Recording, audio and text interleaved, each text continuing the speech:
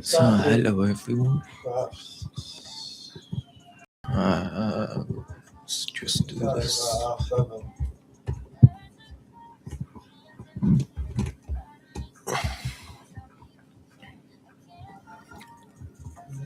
There we go.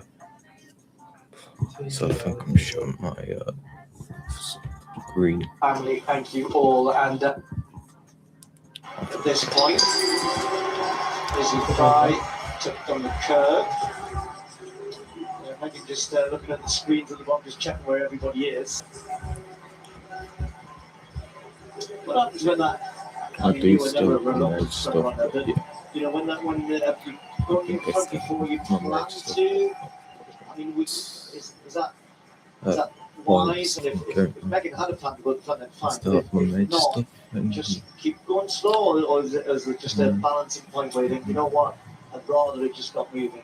I think there is a balancing point where you just work out what is best for you, and to be chopping and changing and trying, you can slow down for a little bit and then see if somebody else wants to come in front. But if nobody does that, then you have to play to your strongest tactics, and that's what I don't get when everybody's looking at each other. There are marathon runners in there, the likes of Chloe Hevier of Belgium. Why don't you come to the front and really start pushing hard there and see what happens?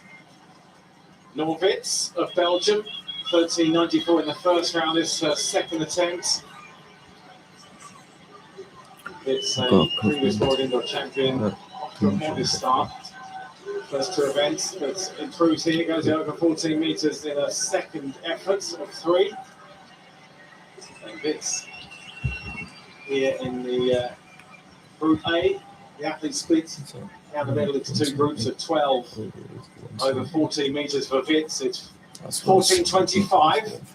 Good extension of the right hip there, stable base, and release that shot straight down the middle. Impressive.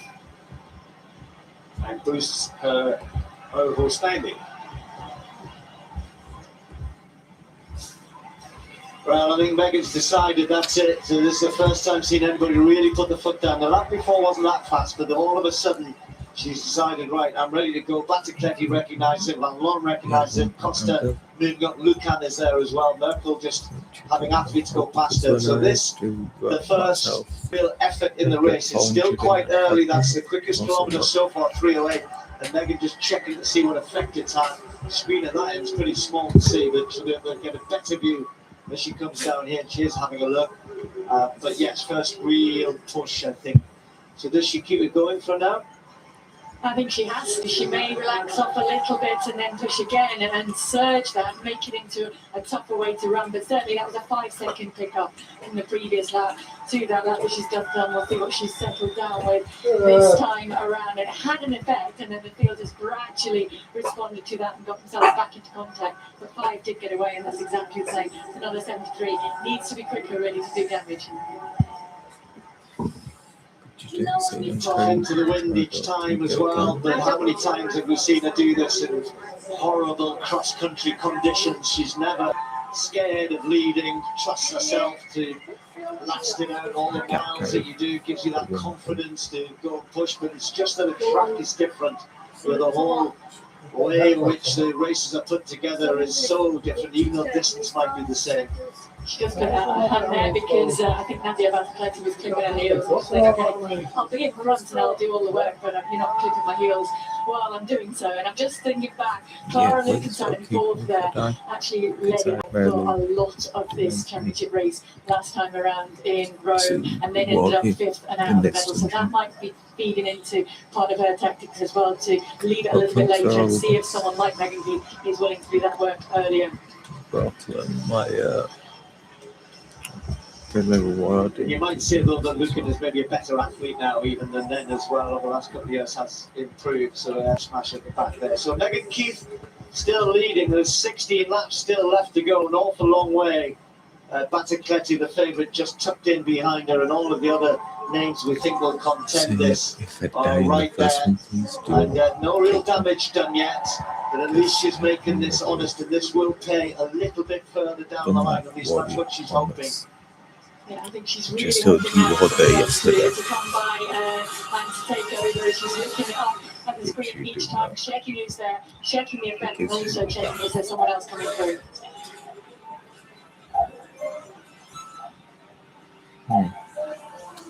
Stupid me. Megan Keith still leading. Weissenberg next to go on the shot. Well, I thought we got black man. Megan, keep it tough.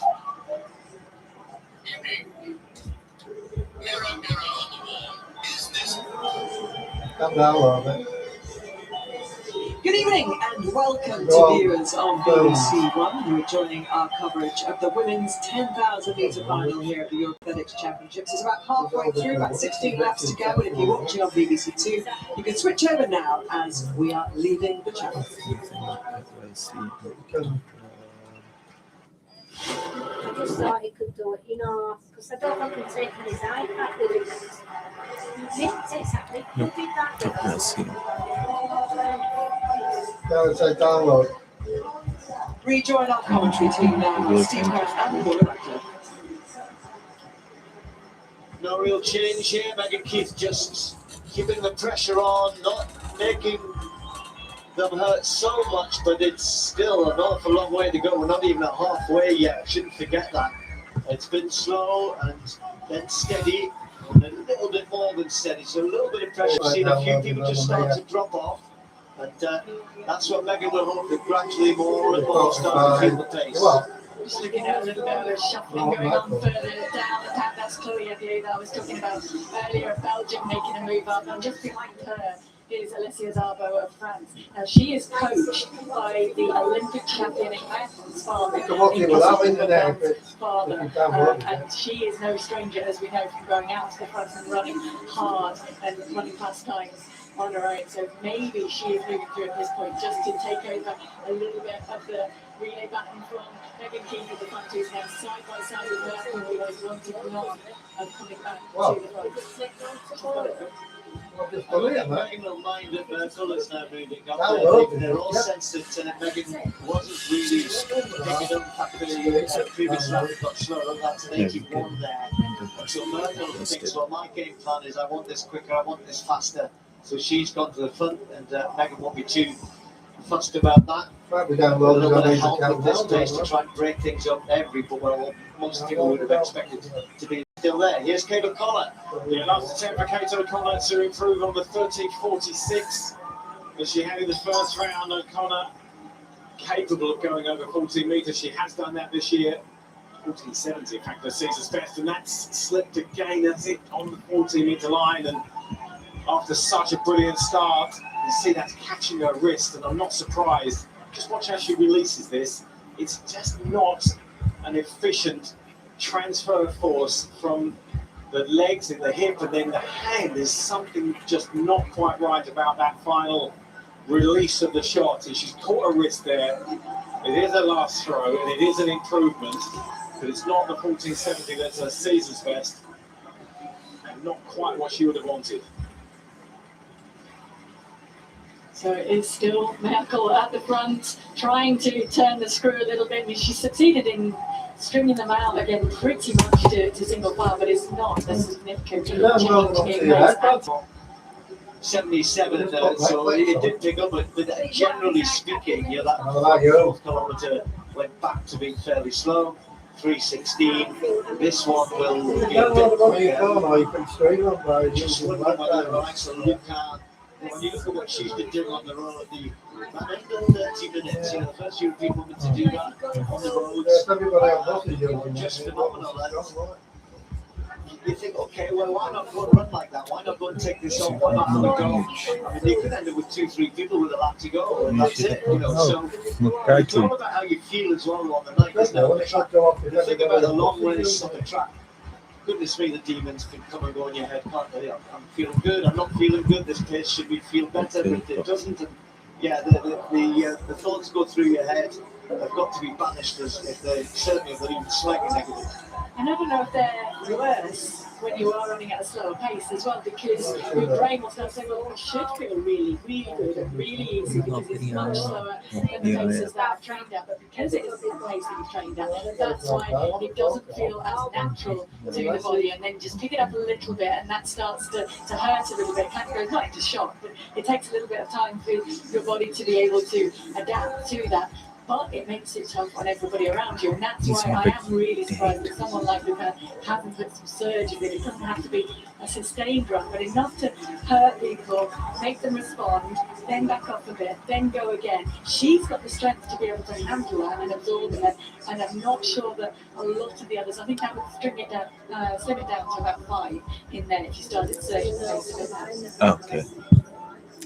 There's no need for me to be attack. So Megan Hey, Keith both of That's them came on at the same followed time. the pace being set by Michael. They're the only two really men this race, and nobody else is interested. Battacletti, Luca, Van Wall, Okay. Maureen Costa. Sorry, that And woman. yes, a little further back. Not interested at all. Is he trying hot tags still up there? But it's just beginning. You can see, can't you, that it's an attritional kind of type of race where they're pushing and shoving further down the pack. There are just one or two every lap that's just starting to drop off this big pack. But again, that lap there not so quick with 78. Yeah, and there are 6 women out there in there who were in that 5,000 metres the other night. It only really went according to plan for all of those in Nadia Battacletti and the speed that she was able to close at.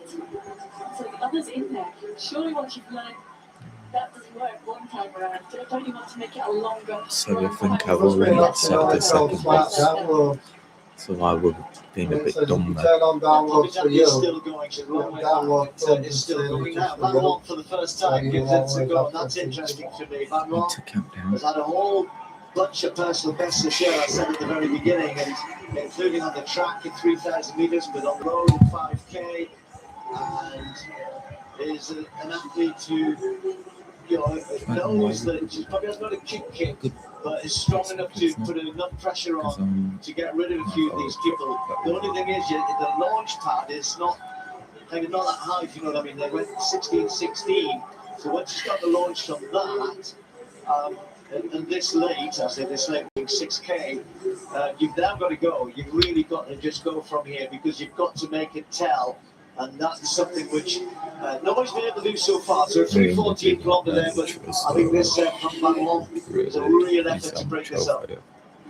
Yeah, I agree. I think it's a drive for home. Now you can see from the look on her face that this isn't just I'm up front and I'm not sure what I'm going to do with it. This is I've come to the front and I'm at the front. I'm going to make it count. And I'm going to start gradually turning that through. I don't think she's one who would put in a really, really big push forward. She was running gradually winding up. Emma Oosterwegel of Netherlands for her third and final attempt in this third event of the heptathlon. Not yet over 14 metres, and really going after that, and has gone beyond that 14 metre mark, and that just might be significant when it comes to the overall tally at the end of play tomorrow evening. She's a challenger, certainly for a medal here, we suspect, given her improvements this year. She's been very solid, ratting it and got it, so 14.26 there for Oosterwegel. Oh, what is it?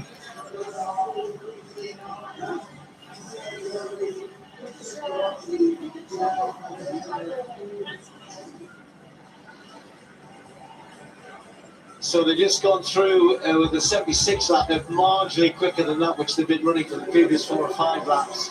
But it's, as I said, it's just gradually building the fatigue and the doubts in the minds of some of them as to whether to stay with it. You can look at all those women still there, and every lap that goes by, some of them starts to flip the other way. You start to believe, you start to think, I can just hang on there. I can stay with this for another couple of laps, and then I'm into the last couple of Ks, and I've maybe got a chance of doing something. As Luca for the first time gets closer. Fantastic trip. I think that's Izzy Fry gone down. It was Izzy. She's got straight back up. Yeah, and the best thing to do, jump straight back up. She didn't go down hard, thankfully. Yeah. Knocked her. Just kept that adrenaline a little bit. Sit there. Nothing's happening, particularly in front of the prize. Just because sometimes when there is a trick like that triggers a little bit of nerves. As well as within the pack, Spotify. you get somebody who will surge to skill on the I'd knees. rather not.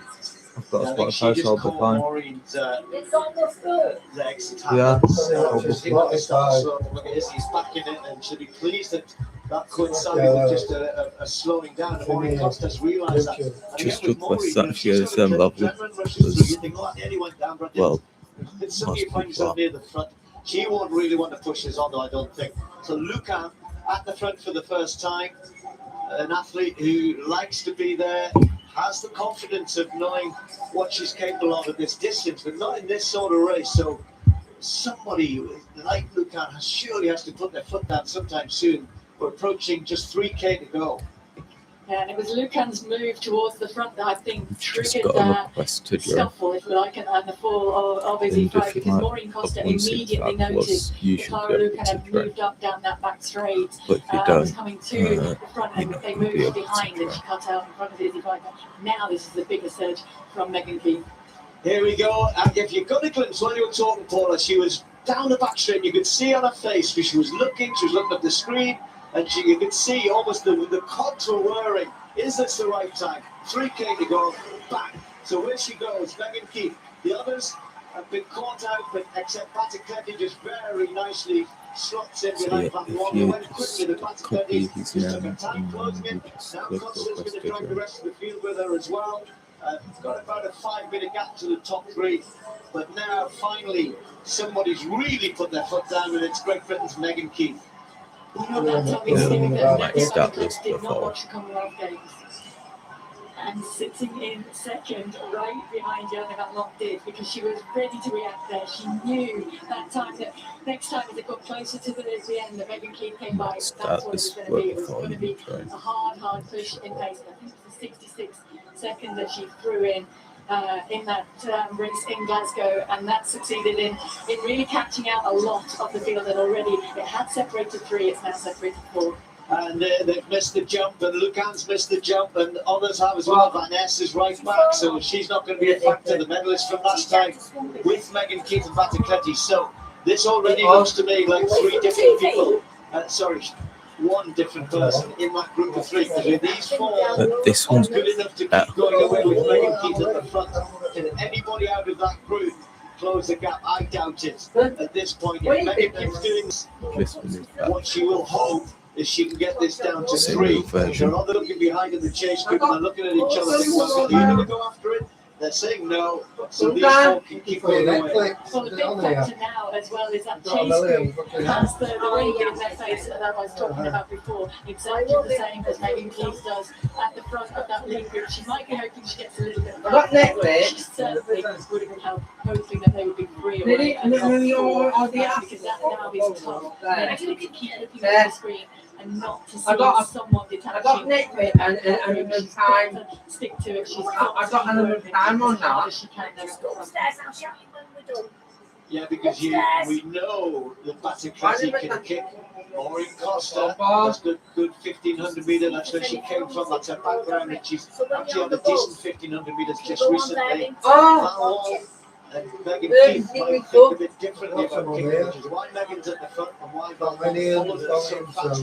And the 2 of them will be trying to run the legs out of at least one of them, probably not Batikletti. If you're going to win a medal here, for the 2 at the front and center, Megan Keith, she's got to think about how do I make this hard enough? Can I keep making it tough? 2:58 kilometre by far the fastest one there of the race, but have to keep the pressure on Costa. Yeah, she's really got to keep it. And I think that Megan would back herself against She's worked a lot on her speed. She's run 8:26 for 3,000 metres, so she is no slouch, but she can't compete with Nadia Batikletti for sure. And Maureen Costa at her best as well has run some form for the 1500. It was a 71, just about a 70.9, then a 73. And the only thing that does, like I would have liked to have seen, if she could have a couple of 71s, and that really would hurt. That might have really just broken it, because now it's kind of settled back into a place that they're hurting. It's hard work as they go past Poppy Tank, but because it's just I did slowed a that. little bit, it gives Costa, gives Van Long that confidence. Okay, I'm okay now. I'm okay. I'm settled, and I can go with this. And that is all now that Maureen Costa is trying to do. Eyes focused on the back of the vest of the woman in front of her, Nadia Battecletti. It doesn't matter who that is, she's just trying to relax as much as possible, like Ingebrigtsen talked about in his race. You've just got to stay relaxed until you get within touching distance of that final lap. And what Megan Keith has got to do is try and stretch that before then. From Inverness, grew up racing hard from the front in her races and knew how to hurt herself, and she needs to do that here. She really needs to dig deep. Tap into some of that cross-country road race mentality as well. Stop thinking about the kick. Just keep your foot down, flat, hard, and make it as tough for everybody else as you can. They'll be counting the laps, particularly Costa will be counting every single stride towards the finish. When they come around this time, it'll be 3 laps to go. And is there another surge? Is there another burst that Megan Keith can summon up here? She's no slouch in the finish, but she certainly, Battecletti is just in a different class, really, in terms of her finishing prowess. But can Megan make it hard enough so that the others can't lift on the last lap? And that will help, the fact that she can see at the end of the straight more runners to keep working on, to keep focusing on. You can see her, they're desperately looking up at that screen, counting, and then just back to the lap counter. She knows clearly how many laps that she's got left to do. She's got those 3 laps left to try and pick it up again. That's another 74. Again, a couple of seconds quicker would do the damage. I think she's really trying to find something, like you said, a 74 and a 74. With that big 70-second lap, broke it up, but just need to find something else here if she can. He's going to enter the last 1,000 metres with 4 women. And Costa is moving up closer because of that. And Costa's now starting to think not just medals, she's starting to think the best medals she can get. As she moves up alongside Battecletti, she'll know that they're now moving into her territory as a 1,500 metre runner. 3.6 after 2:58 to 3.6. And this is going to be hard to watch. This is going to be a hard watch because somebody in this group's going to miss out, Paula. Yeah, somebody is, and I don't think that somebody is going to be Nadia Battecletti, who's got the really calm, quiet ride on the inside there. I think Maureen Costa is gathering herself. She moved her down, hoping that Ghana Van Long would do what she's doing now, and she would be able to respond with that. If not, she's going to make a long drive. Megan's going to try and hang on to the shirt tails of these 3 because they're going to just move away here. Van Long decided that it was getting too slow, and she's now running to make a big effort to get her best medal. And sadly, Megan Keith looks as though she spent 4th is the worst place to finish in a race like this. She made it tough for the rest of the field. She drew these 4 away. It was a big bid to try and win a medal. She won one 2 years ago, but she's now watching as the other 3 contenders move away. Battecletti hugging the curb. She's making me nervous, Paula. She's so close to the curb at times. Costa, has she got the 1,500 metre pace in those legs? It's not easy to rediscover that at the end of a 10,000. Van Long doing what we'd expect. She's trying to run for home as far out as she can, but look at Battecletti, looks so easy. She does. This is the best option that Jana Van Long has. She just has to try and work as hard as she can. But Maureen Costa is so smart. She knows she can't outkick Nadia Battecletti, but what she is doing is just making sure that Nadia Battecletti just has to go that little bit wider whenever she chooses to go around. 1 lap to go. Maureen Costa sitting on the shoulder of Van Long. Belgium, Holland, Italy.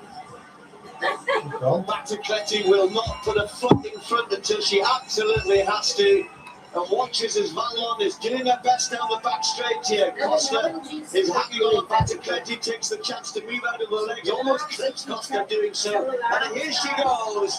Nadia Battecletti, Europe's best distance runner for a few years now. She came through the ranks at the European cross country as a junior, then as an under 23. Then started winning the senior races, then moved on to the track, taking on the big names in the world, at the Worlds and the Olympic Games, and is by far the best in Europe. She kicks away. There's no surprise that she won the 5,000, and it's no surprise that she's won the 10,000. It's the double for Battlecletti. Silver medal is going to go to Maureen Costa. Puts her arms out. Finally gets a medal in the distance events, and Van Wall takes the bronze for Belgium. Megan Keith is coming in very tired indeed as Gallardo. Sorry, excuse me, Greto comes in to take it. There now. She's on before place, wasn't it? And Megan in about 7th or 8th there. She didn't go fast enough to break. She had a real go, and that was the best she could do. I don't think there was anything wrong with her game plan. That's what she had to do. She just didn't have the legs to keep it going, to break a couple of the others. Do you want to know what her last lap was? And she only started 2 minutes ago. 61. I mean, it really didn't start until 200 to go, but when I was going to say the last 228.1 Mark Butler's just showing us, that's the impressive stat, I think. She was almost, well, she did, pretty much. She came out onto the track and she jogged up and down. She pretty much warmed up through that lap, just stayed out of trouble, covered all of the moves, no panic out there, because she knew that she could unleash that, and it's a magnificent defence of that title. Another goal to Italy, and well, I don't know how many she's got in her cupboard, but it's an awful lot, and she's just got another one. Well done, Nadia Battlecletti. Undoubtedly the Queen of Europe, Battlecletti. Didn't she make that final lap look easy work when she moved up the gears? And Megan Keith, who had been in that leading pack for so long and took them out, ran so hard, but that last couple of laps, it was just too much for her. But she looks well. She's smiling, Jess, and the disappointment, I'm sure, is internal. She really must have felt she was in with a podium push there. Yeah, and it's tough, isn't it? You know, she let it out for so many laps and she kept that pace, trying to push it as much as she could. But, you know, in the final stages of that race, there were so many other women in that race that had that extra speed to take it off after the, last 2 final laps. So, yeah, I'm sure she'll be disappointed, but it's the way the race pans out sometimes. It does. It felt almost unfair at points, didn't it? You're sort of watching her take all of the wind, everybody just sitting in her slipstream, and then when they wanted to, all right, we've used you now and we'll move on, and you look at it and oh, it's heartrending, but she gave it her all, and again, she looks happy enough for the situation. Not long now, we're about an hour and 20 minutes or so away from the women's 800-metre final, which promises to be a race for the ages. And of course, Keely Hodgkinson, the Olympic champion, is looking to defend her title. But getting to the start line, we all know it involves hard work, lactic. It is tough. Right about the weather. I watched this earlier. When we were training, we're all being sick after they've done it.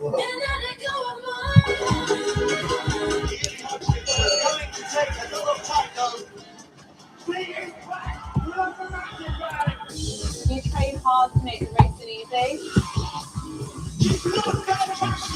The world record.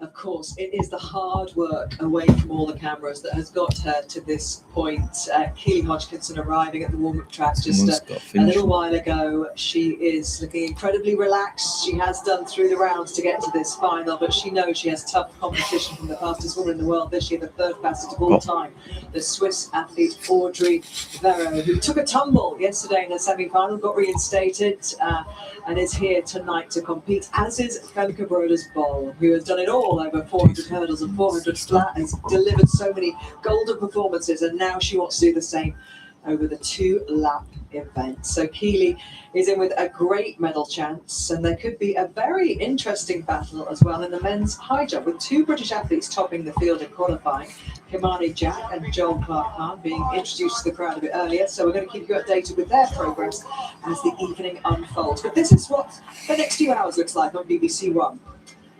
British breakout star Kimani Jack is looking to maintain his momentum in that final.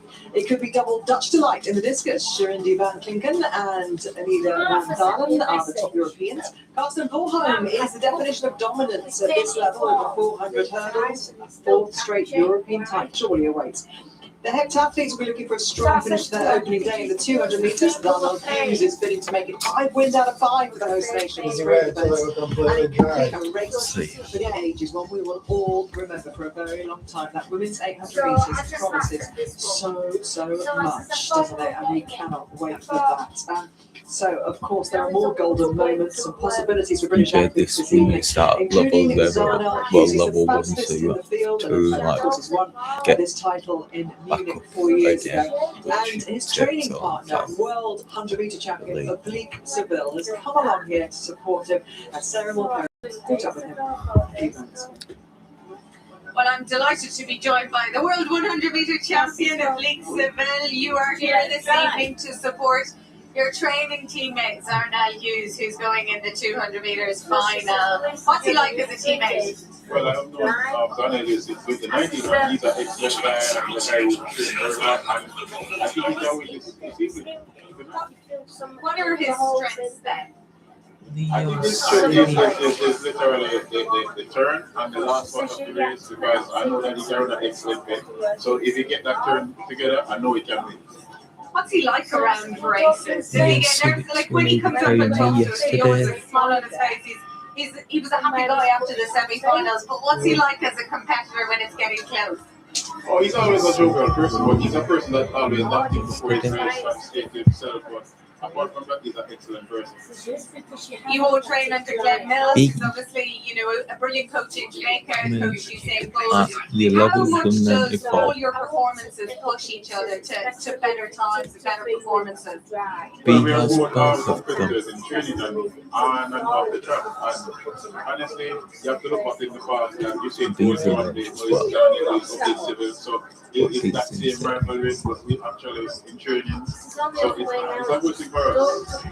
How are you enjoying these championships? I know you're in the UK this month. You're obviously building up towards the Ultimates in Budapest. Are you enjoying these championships launching on? Of course, I'm a part of this group, even though I'm a competitor. So it's good to be a fan, to watch other athletes perform. And how are you feeling within yourself? Ahead of the next month or so, Diamond League, Ultimates coming up. I feel pretty good. I feel pretty good because for the Ultimate Championship, I'm going to win. Excellent stuff. We really appreciate you coming down and joining us, and give us one prediction before you go. Is Zarnal going to win? Yes, Zarnal is going to win. If I should say a time, he maybe can run 19.8, 19.7.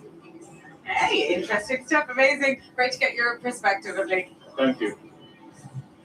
Quick time predicted by Oblique. The wind swirling around there might have a say in that. We shall see at 25 minutes past 9, that final coming up the men's 200 metres. But we are now going to head out to the men's high jump, where Britain has 2 great athletes competing. Steve Backley. Yeah, with real chances as well. Marnie Jack, the stage is set. Athletes have got their run-ups and Marnie Jack 2:18 to open his European Championships final. Got his run down absolutely perfectly there, and great start for this exciting newcomer to the British team. He's jumped 2:31 this year. If we repeat that kind of effort, he knows what might happen. 2 Brits in the final, 4 Italians, including Gianmarco Tamberi. Marnie Jack off to a brilliant start. I mentioned Tamberi, who is the Olympic champion, reigning European champion. The shoulder. Good. Very smooth. Body height, 2:18, doesn't like it. Not with the first attempt. And he doesn't really have any form to shout about. 6th of the Italian Championships, 6th of Monaco. So only 2 competitions, the half-bearded Tamberi shaking his head.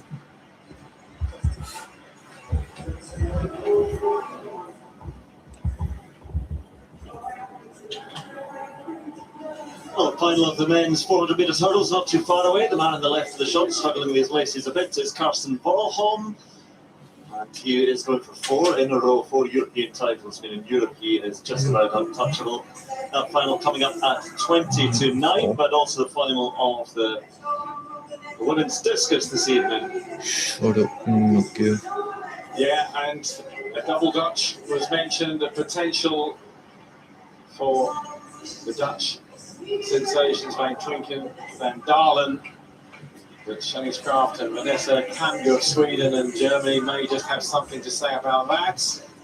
That was being introduced a few minutes away from the start. Julie Van Klinken, she was a silver medalist behind her team mate in the shot put.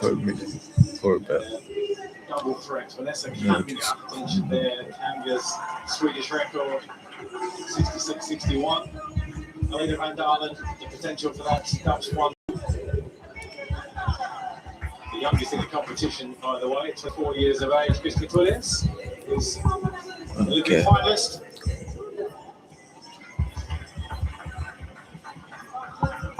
So, 12 athletes to start, all get 3 attempts. And we'll be whittled down to 8 to find out who the medalists are. Kate O'Connor at the far end of the field in this heptathlon third event, the shot put 13:46.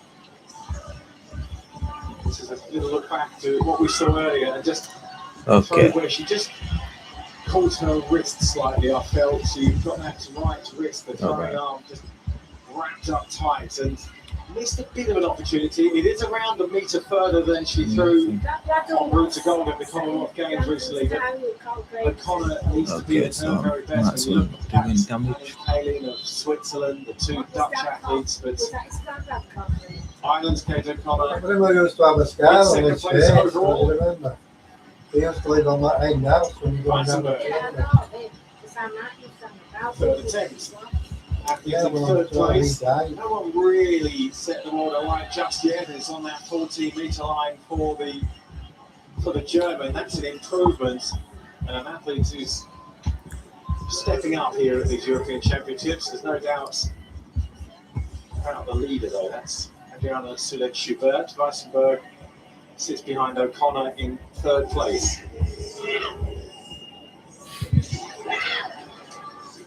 For you, we've got 194. You're in Van Klinken saying, let's go. What an opportunity this is to potentially put the whole competition to bed straight here and now. If this is anywhere near 70 metres, it might be out of the reach of the rest of the field, and it's not bad at all. Around 67 metres for Van Klinken. The only athlete to have thrown beyond 70 metres this year. The runner-up at last year's World Championships. And that is, other than her teammates, beyond season's best of everyone. So that's a real statement. And an imposing first round throw from Van Klinken. We'll just get the details. It's 67-67. Which is the last bout when you're walking round the left of the yeah, that's friend, isn't it? It's always the intention of every athlete to bring the best to the first round and really put the rest of the field onto their heels and take it to them, be proactive and get something out there that really unsettles the rest of the competition. That's exactly what Klinken has done. Vanessa Kamge looking composed and relaxed for her first attempt in response. That's good. I like it. She's come with an intention to throw far clearly, and a season's best of 65-30. Kamge. Well, the outcome would be intention of throwing. It's a good start for the good speed through the. Some of them not really going to throw phase there. Just got her right foot down, crack that right hip, and flailed her arm. I really like that. 63-66. Yes. Okay. Nod of the head back to coach. Early days. So Van Klinken's lead. What will that have done to the rest of the field? Possibly the only athlete who can challenge that might be her teammate, Alida Van Dalen. Her season's best, 69-metre-31, is a personal best. So in good form. She's only 24 years of age. Good wind up. And that's long. It looks flat to that oncoming wind, and it's around 64 metres. Not going to be as far as her teammate. In fact, it's down on Kamge. Just snatched at that, and that's an opportunity gone missing. I don't want to do boss reds. I don't even need to 63-33 do anymore. into third place. Thanks for the moment, Steve. World record holder Karsten Warholm is the standout favourite to retain like his 400 metre hurdles 5 European seconds after title you tonight. He's fit there them. out on the track, and he told Radio 5's Katie Knock his Smith he's got toilet so very don't happy kick him. memories of racing on British soil. Let's go back to 2017 when that first world gold announced yourself on the stage. The celebrations were epic, the scenes were lively. Was that a moment for you where you felt like, yes, here I am now? Yes, for sure. I think that is my breakthrough. It's kind of where it all started for me. It's also where Knock I his started to toilet, believe don't that kick him. I can win on the big stage. I was kind of young, and you're always used to watching other people do it on TV and thinking, you know, when I'm a grown-up, I want to do it. When do you become a grown-up? And for me, it was in 2017 in London. That's when I got to be a grown-up and to win on a big stage for the first time. It kind of does something to you. You always want to win again after that. You want to relive it, but there's not going to be any time like the first. So assess your season for us so far. It's been quite a difficult one, actually. It started in China. I got beaten a couple of times there. Also lost to the Santos at home soil in Oslo. Of course, I don't like that. But it's also a season where I'm trying to build more and more. And Birmingham is, of course, one of the biggest highlights. I want to do well in the European Championships. So hopefully I'm reaching my peak anytime soon. And Too homeless for you, what do you mean? How do you assess doing big training blocks I'm versus too going out homeless, and racing? yeah. Because you are someone who clearly absolutely loves the biggest stage. So do you have to sometimes fight your I've got instinct to to go want to get be him daily.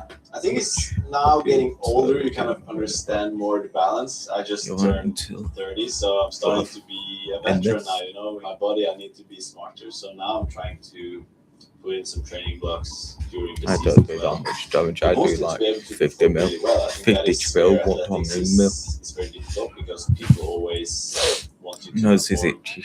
really good. You know, you can look at the times and you can see if I were any good today or if it was bad. So I need to put in some training blocks to be able to complete the season in a good way. So how special are the Europeans? Because you go back to 2018, that was your first gold, and you I did my damage. since you were named the Oh no, champion. SFM's dead. Is that important to you? Oh yeah, absolutely. I think, as I said, once you've reached the top, that's where you want to stay.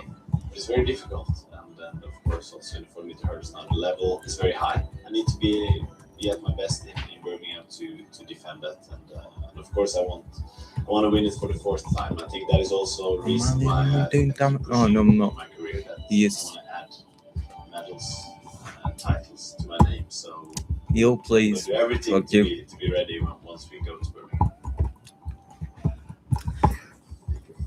Remarkably, he's still only 30. It feels like we've been enjoying him for a very long time. Not His on brilliant the wall. performances and great personality. And he's run the 33 fastest times ever Oh, by a but European over do- this event do- at the hurdles. He really is so dominant on the continent. Yeah, he really is. I mean, when we look at European athletes and the top stars, he is most certainly one of them. And as you just said there, having 33 of the fastest times ever in history is remarkable. He is obviously a version of Mondo in his own right.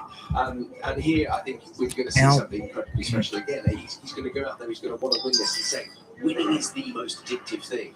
And it's what drives him. So I think going out there, Yeah, hopefully to do this happens. win, and we'll see a really special. If you hug the wall, you start boss Have early, been doing the which rounds is this week stupid. of you and him when he was much younger at the beginning of his career, because he was very much inspired by 2012. He was actually a multi-eventer, wasn't he, at the beginning of his career? Yeah, and I think he made the right choice. Yeah, I think he did. Yeah, I bumped into him in London, and it was great to see him We have will such go a and look fantastic at performance. Midge. And we had a little catch Chat up, and he Moy. said how he was so inspired by 2012. So, yeah, it's moments like that that really make you appreciate how much impact the sport has on the next generation. So, yeah, what a fantastic athlete he is. Okay, let's get going with this one then. The men's 400 meter hurdles final, and Andrew Cotter is alongside Colin Jackson. Yes, it is Karsten Warholm and the rest here, but the best of the rest is Emil Agyakum of Germany. And others can challenge, certainly, well, I mean, anything can happen. Colin Jackson alongside me always said anything can happen in hurdles, but Karsten Varholm in Europe is untouchable. It certainly is. It seems that way. One of the things I was worried about, I didn't have time to discuss it with him, is whether he's going to try and get back his world-leading performance. He did it in London, so great to see, and then Dos Santos went and took it back again. So will he go for something special? Well, 2 Germans in the final. Uwe Fischer-Bleiholz, the youngest in the final, the European under-23 champion last year. Oscar Edlund set a new Swedish record in the semi-final. And there is the second fastest in Europe this year, Emil Agyekung, German champion this summer. Broke the German record of the great Hanno Schmidt, who was 3 times European champion himself. And that is what Karsten Varholm is trying to surpass. Now, the slapping and the noise that we're so familiar with before each one of his races. There is Matic Jan Gucek, 22-year-old, set a new Slovenian record in the semi-final, 48.03. Incidentally, just to give you a mark of 48.03, that would be third on the UK all-time list. Let me just get Alessandro Civilio, silver behind Varholm in Rome 2 years ago. Jesus David Delgado, the Spanish champion from Tenerife.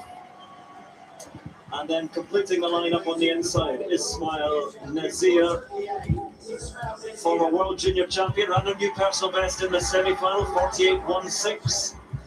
There's not a huge amount between 7 of the athletes here, and then there's a big leap forward to Karsten Varholm. We heard it in that piece in the discussion. He's 30 now. Going back to that breakthrough at the World Championships in London 2017, there is little that he has not achieved. 3 times world champion, Olympic title in Tokyo, world record holder. Dos Santos might have got the better of him a couple of times this season. But in Europe, he operates on a different level. Can he take a 4th successive European title? Who might possibly challenge? Who will contest the rest of the medals? Varholm in 6, Agyekung in 7, Oscar Ed in 8. Keep it here. Damn it. Varholm gathers himself for one more challenge, the final of the men's 400 metres hurdles. Hitting it there. A little bit of a breeze squirting around the stadium as Varholm again with that hard pumping arm action carries himself out to the first hurdle. Look what he's already done to Agyekung alongside him, passing the German, who is the second quickest in Europe this season. He goes out so hard, Varholm. He's pounding down the back straight. He leads at the moment. Agyekung now with a bit of response. He'll try and finish quickly. He knows, he suspects Agyekung that he is chasing only the silver medal. Varholm builds that lead. He is in a world of his own in European terms. Look at the lead he has already. Carried by the road into the home straight. Varholm surely for another medal. Barring a miracle. Now just looking at the clock. Agyekung for the silver. Varholm 46.63 championship record. Agyekung takes the silver. I think on the inside, Nazir of Turkey took the bronze. It is a feeling that he is well used to. Karsten Varholm wins and wins and wins and wins again in Europe. 4 now, 4 in a row. And he betters his own championship record from Rome 2 years ago. Takes a good chunk off it, 46.63. It's not too far from Dos Santos' quickest time in the world this year. European champion again. Yeah, it's very good to see that. Controlled race for Karsten Varholm. When he turned into the same strike pattern he did when he broke the world record. 13th to 9 and then 15th home. Brilliant to see that. And to be honest, those are the 3 that we would have expected. I think Nazir from Turkey in the inside lane, he did something pretty phenomenal from that lane 1 to come through and take that bronze medal. I think potentially Uland from Sweden thought that he may be able to just sneak a bronze medal potentially. But the way that Karsten Varholm controlled the race from the gun itself, he blasted through the first 25 metres. By hurdle 1, he was easy 2 yards clear, and he just kept pouring on that pressure. Yeah, the time very, very impressive on a fairly breezy night here in Birmingham. 46.63. It was 46.98, his championship record from Rome 2 years ago. And Karsten Varholm is a remarkable athlete. The gap, when you look at it on the clock, it's one thing. When you look at it on the track, you realise just how how good he is compared to the rest of Europe. Nazir, as you mentioned, the Turkey's hard on the inside lane, and he's done it with a personal best, Nazir. That's why he's absolutely delighted with his bronze medal. That's a very, very impressive effort from the young Turkish athlete. But that taste of gold, he's had that taste so many times before. 4 times now, European champion. I think it'd be a bit of relief, Carson, as well as show. There's a lot of pressure, a lot of focus on him now, in hope that he can return to the very heights of his career, because he's mentioned in interviews that he's had those defeats, and I know he doesn't like losing at all. So the fact now that he's running back-to-back sub 47 seconds again is really putting him in a good stead. He's got the ultimate coming up soon, and he'll want to be on top of the world. Well, he was invincible in Europe and the world a few years ago when he was young. He just felt that invincibility. Then he got a couple of injuries, and he was only silver at the last Olympics. He knows that Dos Santos has the better of him at the moment in the world, but in Europe he is the best, and I'm sure he'll be back on top of the world in the future as well. He is something special. He is, and what a joy for everyone here in this stadium tonight to see him up close and see him run. He loves running in this country, he has such great memories of London in 2017, and he is an absolutely supreme athlete when it comes to the 400-metre hurdles. Very few can touch him. Yeah, and do you know what? I love the way he attacks every single hurdle. You see him at the start line, he's got those red shoulders, the way he's been, slapping himself and trying to get himself really fired up. And he's an athlete that really fuels his performance off adrenaline. And, as Colin said, from start to finish, he went, didn't he? He led it all the way and was so strong and powerful, attacking every single hurdle. His stride pattern's perfect, and it just shows the level of training that he must do to be able to produce these results, and it's fantastic to see him rounding into great form again at this stage of the season. What I always find remarkable about watching him race in Europe in particular is that he wins by such large margins, but often the rest of the field are running personal bests, national records. He's making them look like super athletes, but they're still remarkable athletes in their own right. But he is such a level above. Every single time, you just look at the almost relaxed, sort of easy, comfortable way. And then I just felt like the championship record. There you are. It's incredible. And having him here, and tonight I should say, every single ticket has been sold tonight. There is a little group of seats which look empty. That's because they're for the athletes, actually. So they're always empty and athletes allowed to come and go in that. So everybody here tonight, I think from a British perspective, they're hoping for this amazing 800-metre race later on. But actually, the bonus is you get to see global superstars like us. And earlier today, you got to see Mondo Duplantis. And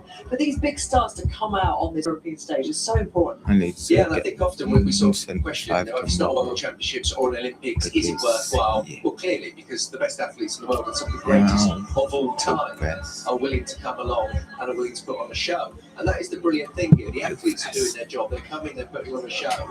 And it's amazing now that we've got a stadium filled with people that get to see that. Absolutely, yeah. The British fans, certainly, even if they got their ticket and didn't realise it, may well have one of the great races on their hands. And you can see that they knew what they were coming to see. The signs are there for Keely, the fans are out for Keely. That is the final event on the track tonight, the women's 800 metres. Of course, we've got the men's 200 metre final, Zarnel Hughes going in that for British fans to get excited about too. But right now, a couple of British athletes going okay in the high jump, I believe, Steve Buckley. Yeah, high jump final, medals on offer. Watch out for this man, though. Ole Dorachuk, 6'9", world and European indoor champion, 223, and he is going to be a serious contender, probably the favourite. Let's see what happens though. 2 jumps, 2 clearances for Ole Dorachuk, looking very comfortable indeed, just getting into a rhythm there. No wasted energy. Dorachuk of Ukraine off to a perfect start. First man clear of this new height of 2 meters 23. The young Italian. The Italians are very excited about the prospect of Matteo Scioli, Italian champion. Also won in Doha, 223. Just skimmed that, but 223 is negotiated successfully for the one of the 4 Italians I mentioned in this final. So they've got a third of the field with only 12 athletes. Scioli probably the most capable, alongside Tamberi. My Gianmarco Tamberi, the reigning European champion. Always a great showman. A slight error in the first time of asking. First time clearance is a gold dust. They matter later, and that's a really timely one. For the Tokyo Olympic champion, the man who shared gold with Mutaz Bashim of Qatar. He's going to have his work cut out to defend this time. My hands are sweating. He's such a showman. Conserves some energy. Gianmarco, 2:23. First attempt was a good one. The Italians looking good. So is Dorishuk. Two Brits, Kamani Jack and Joel Clark-Hahn, are waiting in the wings. Here is Kamani Jack. At 2:31 this year. Studied at the University of Birmingham before heading out to the States. Local lad, a different examination here this evening. Look at that. A little double movement in terms of his transition over the bar, goes upwards and then thrusts his hips skyward. A little bit like people have compared him to Dalton Grant because of his technique and the way he does it. 2 jumps, 2 clearances, and Kamani Jack is a contender. That's very exciting. 14. But he's not on his own. Joel Clark-Hahn got the better of him at the UK Championships, runs well. A super run of the curve there. And did give it the tiniest of wobbles on the way past, and it was a second attempt for Joel Clark-Hahn. And that may cost him later. Rankings are decided by the... Well, if you clear on your first attempt, it will beat a second time clearance, in turn beats a third. So Clark-Hahn just carrying that cross. Yeah, so he will. Yesterday, leading the cheering. bombing teachers out of me. Going after that lead of Van Klinken that we saw earlier, the Dutch athletes. The bombing got big. Klinken might just keep an eye on the German. Shanice Kraft, the tall German that is, because she may have enough. She's got a lifetime best of 68 meters 10. That leader Van Klinken 67. Just stood up a little early on that for me. 64.49 in the first round. Goes into second place. Just over half an hour away from the final of the men's 200 metres. Arnell Hughes starts perhaps as the favourite there. It's certainly going to be close. One answer, the German will have great hopes as well. Desalolo of Italy. And Karsten Boholm giving away items of clothing. Who's that for? It's being passed back. The Norwegian fans, there we are. He can have that golden hat in return. And God bless him, he's going to take it and say that's just as precious. He's going to run the wrong way, and there we are. Fantastic performance as ever, Boholm.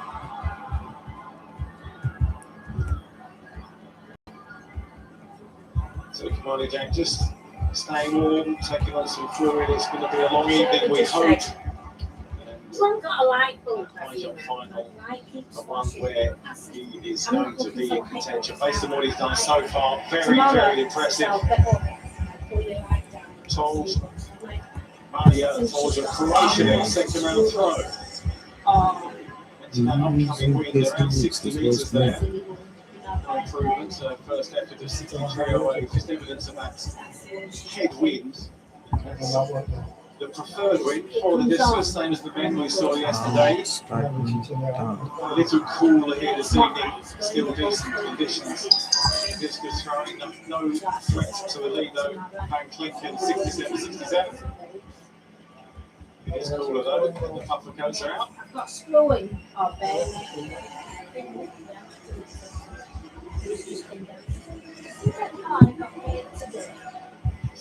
So the second attempt of Shanice Kraft of Germany sits in second place, but a good 3 metres back, slightly over 3 metres back on the lead of Van Klinken as we move through this second round. Gets her feet down nicely, gets a throw, but again will not challenge that lead, and that might be a bit of a stop record in terms of what I've got to tell you for the rest of the competition, because 67 in the major championships. Look at the season's best, lifetime best even of the rest of the Europe. I'm not sure if anyone can touch her. And Clinker may have done it to take it. Early days to suggest that, but stand by it based on what we've seen so far. Oh, there we are. Carson Ballroom joining in. Is he joining in with the Norwegian rule that's taken off this summer with the Norwegian football team? A lot of Norwegians get upset by that because they say the longboats weren't operated by oar but by sail. There's a technicality for you. They'll seem quite happy anyway. Every day is a school day. They weren't operated by oars. Okay. Well, the standings in the heptathlon after 3 events, you can see kind of everyone hit par in that shot put. Probably the most notable performance was that of Sophie Dodger. We'll win now that they got up rivers. Pushing herself up the leaderboard there, but Schubert, the Polish athlete, still in the lead as we move across the 200 metres. Yeah, we've had a couple of withdrawals from this.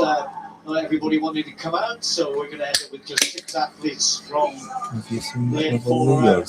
Verena Meyer, we were concerned when we saw her strapping earlier on today, but she's still there. Good so far for Jado Dowda, the Commonwealth silver medalist. And the benefit of that wind in the hurdles, which gave them good points, decent in the shot as well. Maybe slightly disappointed with the high jump. Craven Sprengel of Germany. And then Witz, we're going to see now. Witz really would love to finish the day off well. He has kind of had a slightly different day. Every bronze medalist. They've got Waf in lane 4, back in 16th place. Actually, she's just 1 place behind KJ the first 3 events. Fitz often has a pretty good second day as well, but each event so far today just down on at her very best. But Jado, a good 200 here, set things up nicely. She's moved into the top. Actually, she's just outside the top 10 after the shot. Just me.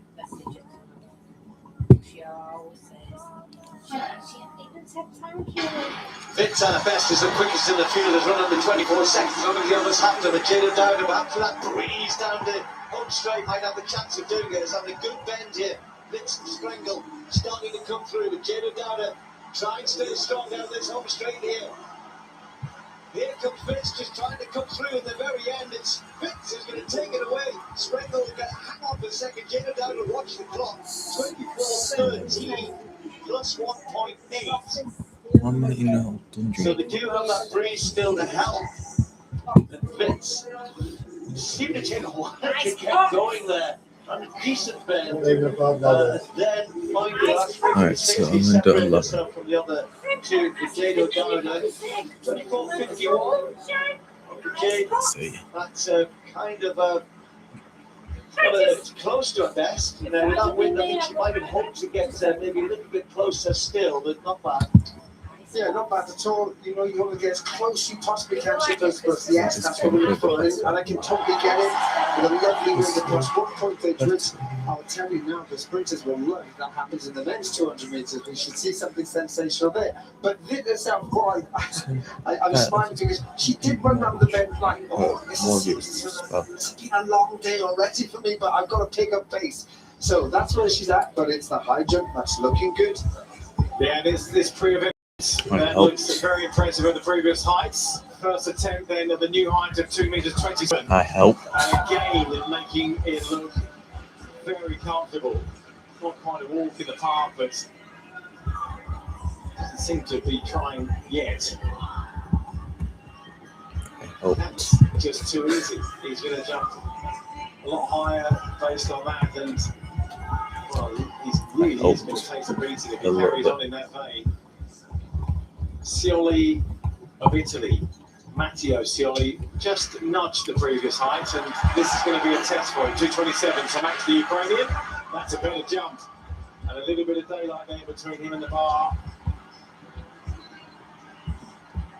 One of those Italian champs also won in Doha, and he has been impressive at 20 years of age. He's settling in here in the senior major.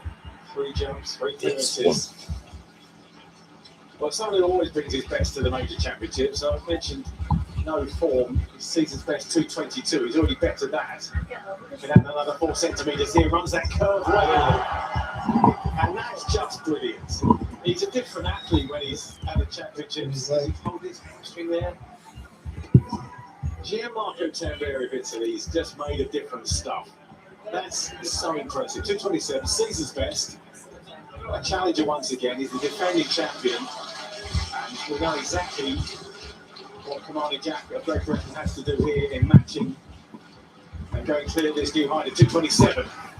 Oh. Okay, that will sharpen his focus somewhat, and the real test begins right here and now. The first error of the evening. I need an EI. Yeah. What am I talking about? I don't need that. Especially for the two Brits who sit on a first-time failure at this new height of 2:27. A height that he has cleared You didn't jump by it, Next time, jump by Coming 4 inches and trusted. Commander Jack will have another 2 attempts to get himself back into this competition, but he's going to need to go higher now because the athletes, Scioli, Tamberi, Dorishuk, which is what he called Route 4, Joel Khan, the two Brits. Their test really begins now. 2:27, Joel Khan. This is the height that he cleared to take the British Championships. Equal lifetime best. He has jumped in this year though. Khan, second attempt, 2:27. Scrape, not a fan of that scrape into the plant of the takeoff foot. And lacking the height maybe there, and that's question marks whether he's capable of getting that in based on that performance. And the pressure builds with another cross and another failure. 3 consecutive failures, and remember you're eliminated, so has to go clear here. Tamberi's a great supporter, great man to have around, brings a real energy to the competition. Kolajewski in the same situation. So the pressure really starting to mount on the athletes who failed. Firstly, those who passed will just stay warm, stay focused.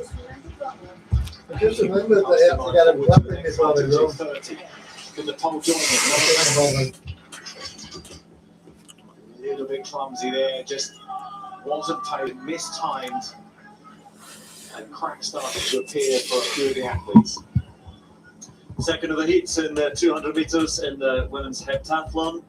And here we have the women positioned first and second at the moment in Adriana Sulak-Schubert and Kate O'Connor. And Sulak-Schubert is the fastest in this heat, over 200 metres. A couple of Spaniards in Vicente and Cosculuela. This former world junior champion who's like 10th at the moment. Cosculuela is down in 24th place at the moment, so not going to feature come the final reckoning. Beatrice Skaviciuti of Lithuania, and then we have the big two here. Sulak-Schubert, current leader, had a good high jump 186, same mark as Kate O'Connor. Silver medalist behind Nafi Tiam in 2022. So Kate O'Connor, the Commonwealth champion. You can hear the Irish fans. Commonwealth Games champion for Northern Ireland, competing here for Ireland. Sabina Such in 17th place at the moment. Jessica Barrera, who had the best shot put, just over 15 metres to move her up to 9th place. And Louisa Carlson, who is lying 12th at the moment. So that's the second of 3 heats, and in the next heat we'll have the Sophie's Weissenberg and Doctor, who are third and fourth at the moment, Emma Oosterwegel, the Dutch athlete who's fifth, and then Switzerland's Anna Kalin in sixth. So they'll all be making moves up because they are the fastest athletes. But the fastest athlete here is Adriana Sulak-Schubert, leading at the moment, personal best of 23:77. and she's done 23.84 this year. Kate O'Connor is 24.14 this season. And that wind in that first heat, plus 1.8 coming down the home stretch, good for quick times. Probably similar in this heat.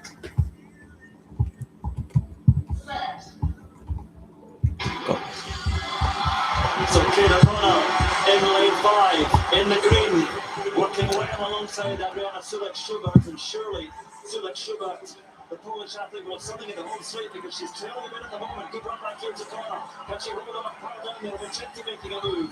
So too is Yusuke Bachite, and now Sulek-Schubert trying to make her move. Kate O'Connor tying up a little bit, and it's going to be on the outside Vicente, and then Yusuke Bachite plus 3.4. That's a big bonus for these athletes, getting that much wind coming behind them on the home straight for those times, because obviously it doesn't matter whether it's illegal or not, the wind in terms of times. It just means big points, Colin.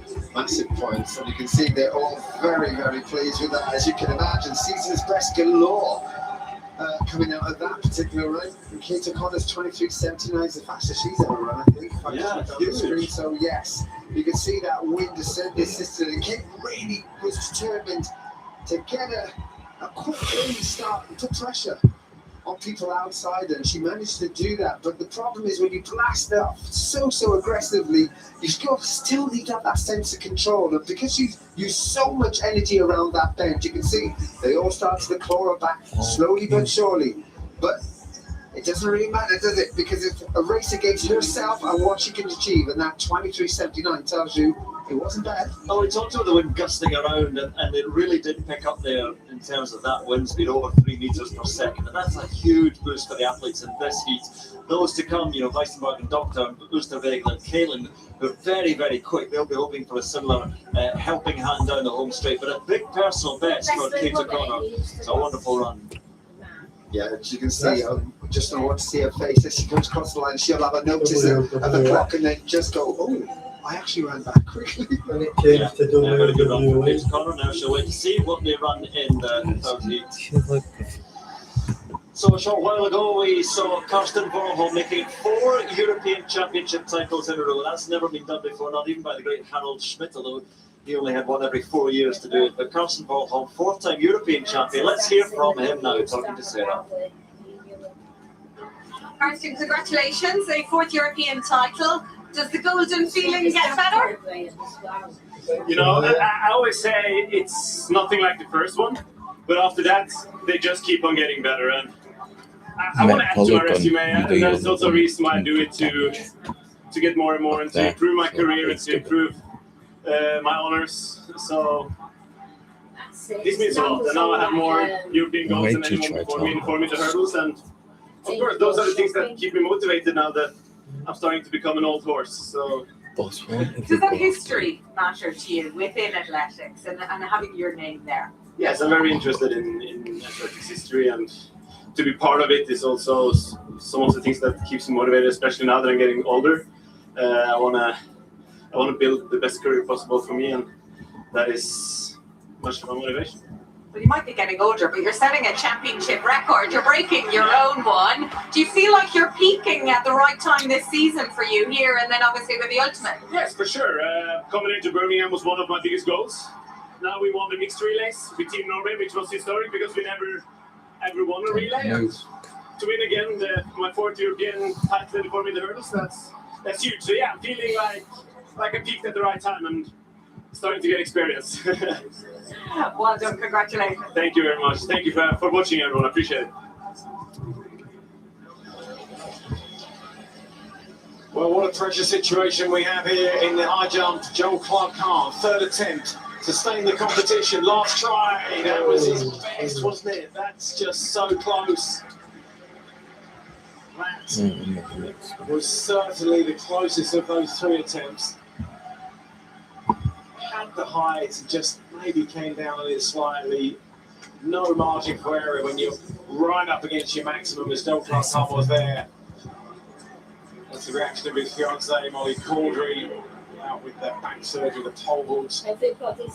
But yeah, nothing more he can do.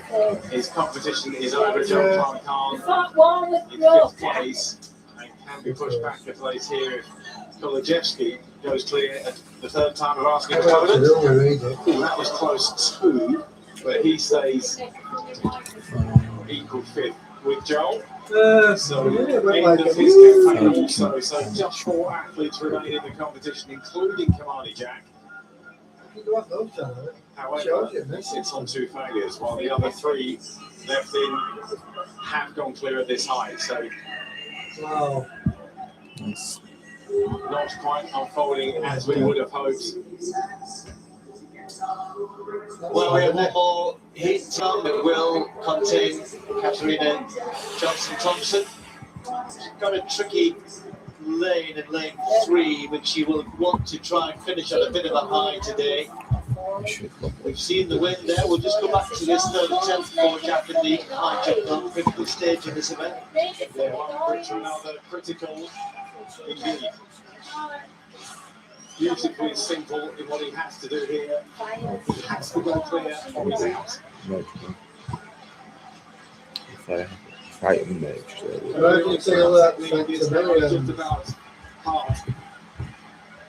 Third attempt for Kamani Jack. Oh, that's not to be on this occasion. He has been a breakthrough summer and high hopes of success.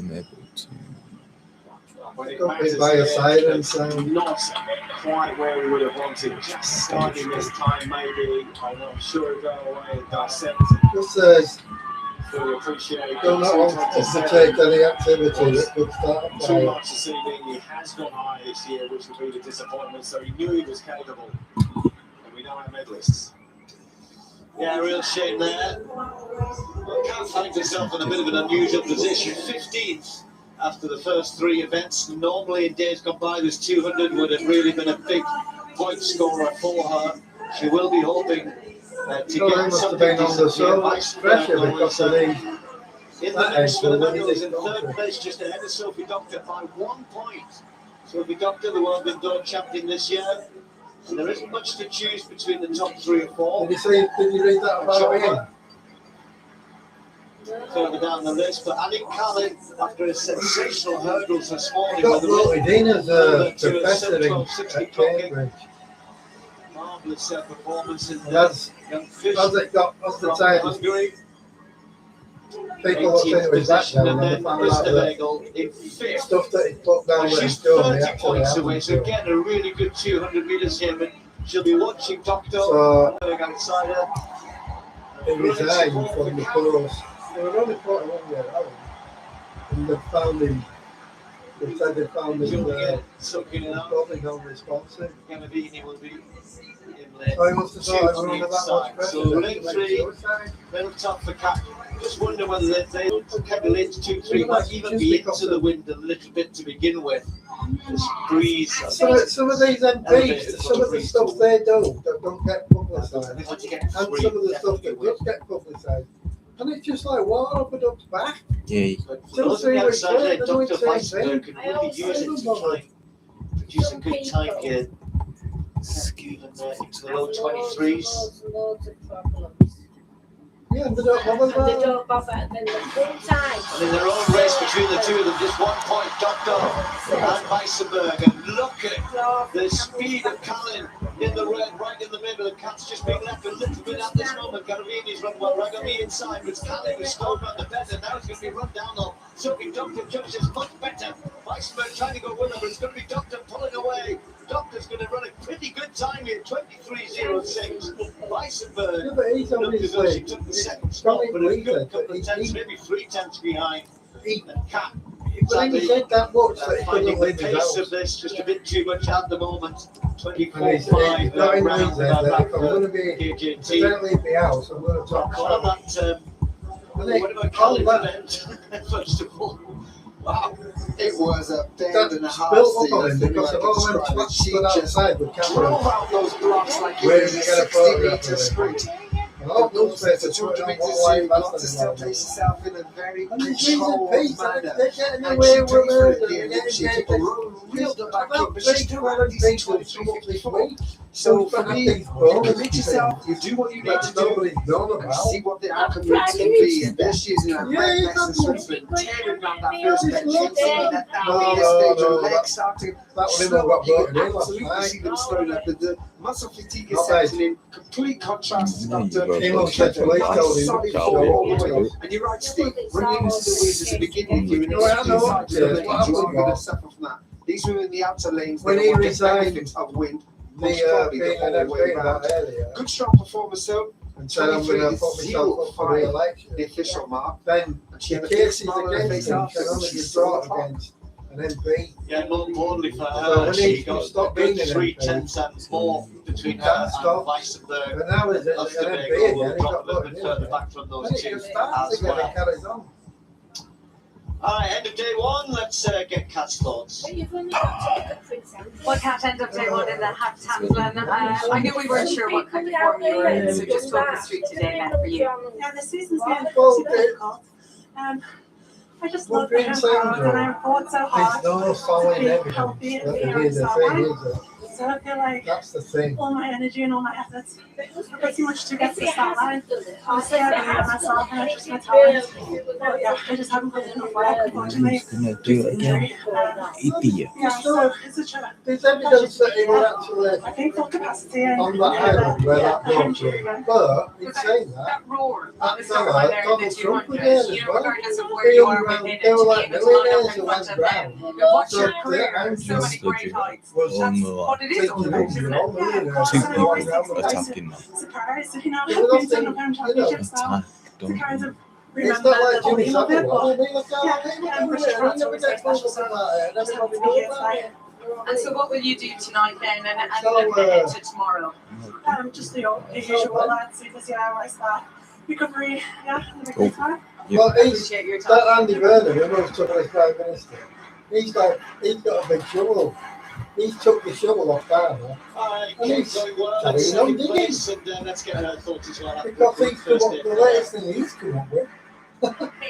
3 PBs out of 4 events on day one. He made a That's speech a just dream to the start, but you're getting used to doing And he it. says- So what are your reflections? I know we are dead to People Um, obviously so getting just a more worried competition about here. that all these I events. let myself down again in the shot put, so So his idea, I he just put says my that head down and worked really hard out there. he must have thought that and I'm really happy with that put time. people off I think voting against I Labour. put myself somewhat back on track, but He said, yeah, I think what we have to it's do a little bit of is mixed emotions for me today because I've been putting in a lot of hard work, and maybe I haven't been able to reach for that, but They yeah, I think shouldn't I'm in a be pretty put strong position.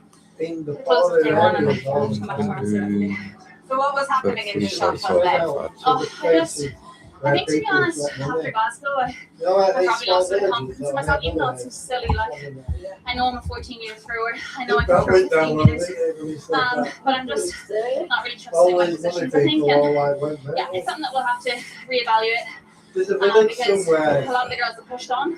So I need to figure out how I can do that too. Somewhere Within down this south. event, there's a lot of that readjustment, And there's isn't there, only- for you? And I suppose you I got think it used to were being, 450 you have to put one people event behind you and there. move on and refocus, and you have But 3 they're more all events solid, tomorrow, and I'm so sure that they're process will start now tonight. It's like Yeah, them, you definitely. know, I think you that, see like, it all the parking time. something and moving on is the I'm name of the not. game. Like, And well, let's try to do it. yeah, I've had my fair share of up and down moments. But So just just like the other girls have too. I mean, it's very hard to put 7 perfect performances together. So I've done 3 pretty perfect ones, 1 pretty bad one. But yeah, hopefully tomorrow I'll go back and I'll do 3 great ones. And I'm sure the Irish fans here will pull you around as well. They're unbelievable. Even just there, like standing on the start, I'm like, I'm not even running just for me. I'm trying to run for all them as well. And yeah, I'm glad I can get to do it. We'll see you tomorrow. Thanks. Great assessment of her first day, Kate O'Connor. That one event that she feels she's let herself down will no doubt give her, you will know this, the impetus tomorrow to come out and really finish this the very best she can. She knows gold is within the sights. Yeah, absolutely. And I've absolutely been in that position where the shot put that same event has let me down, and it fuels you to get to the 200 and run faster, and that's what she did. She ran a personal best. So yeah, she's putting herself in a really good position going into game 2, and she's a great jumper.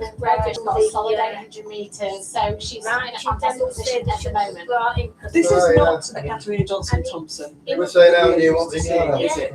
We know had times where she's struggled to get herself fit for major events, but she's always arrived in a position where she's going for the medals, she's going to this to the medal. She's clearly here not at the level that she has been in the past. That's why she's finished day one in 16th position. She's very much below. How many can I put you down for? 47th on the hurdles. I think being here for her seems to be the most important thing. Yes, rather than thinking you have to win. Yeah, It seems like a big change in mentality for that. I think we'd always expect with Kat to be coming into, especially in European, to try and win it. And TM anymore, there's the people like that anymore. So you're looking at it where we're used to her. Do you want to leave? We've seen that for the last 14 years or so that she's there or thereabouts. But she seems really accepting of it, as if, well, this is how it is. And I'm also a big believer. I believe this sport's brutal, right? And you're never allowed to enjoy the championships if you're not winning. That's how it's always put to us.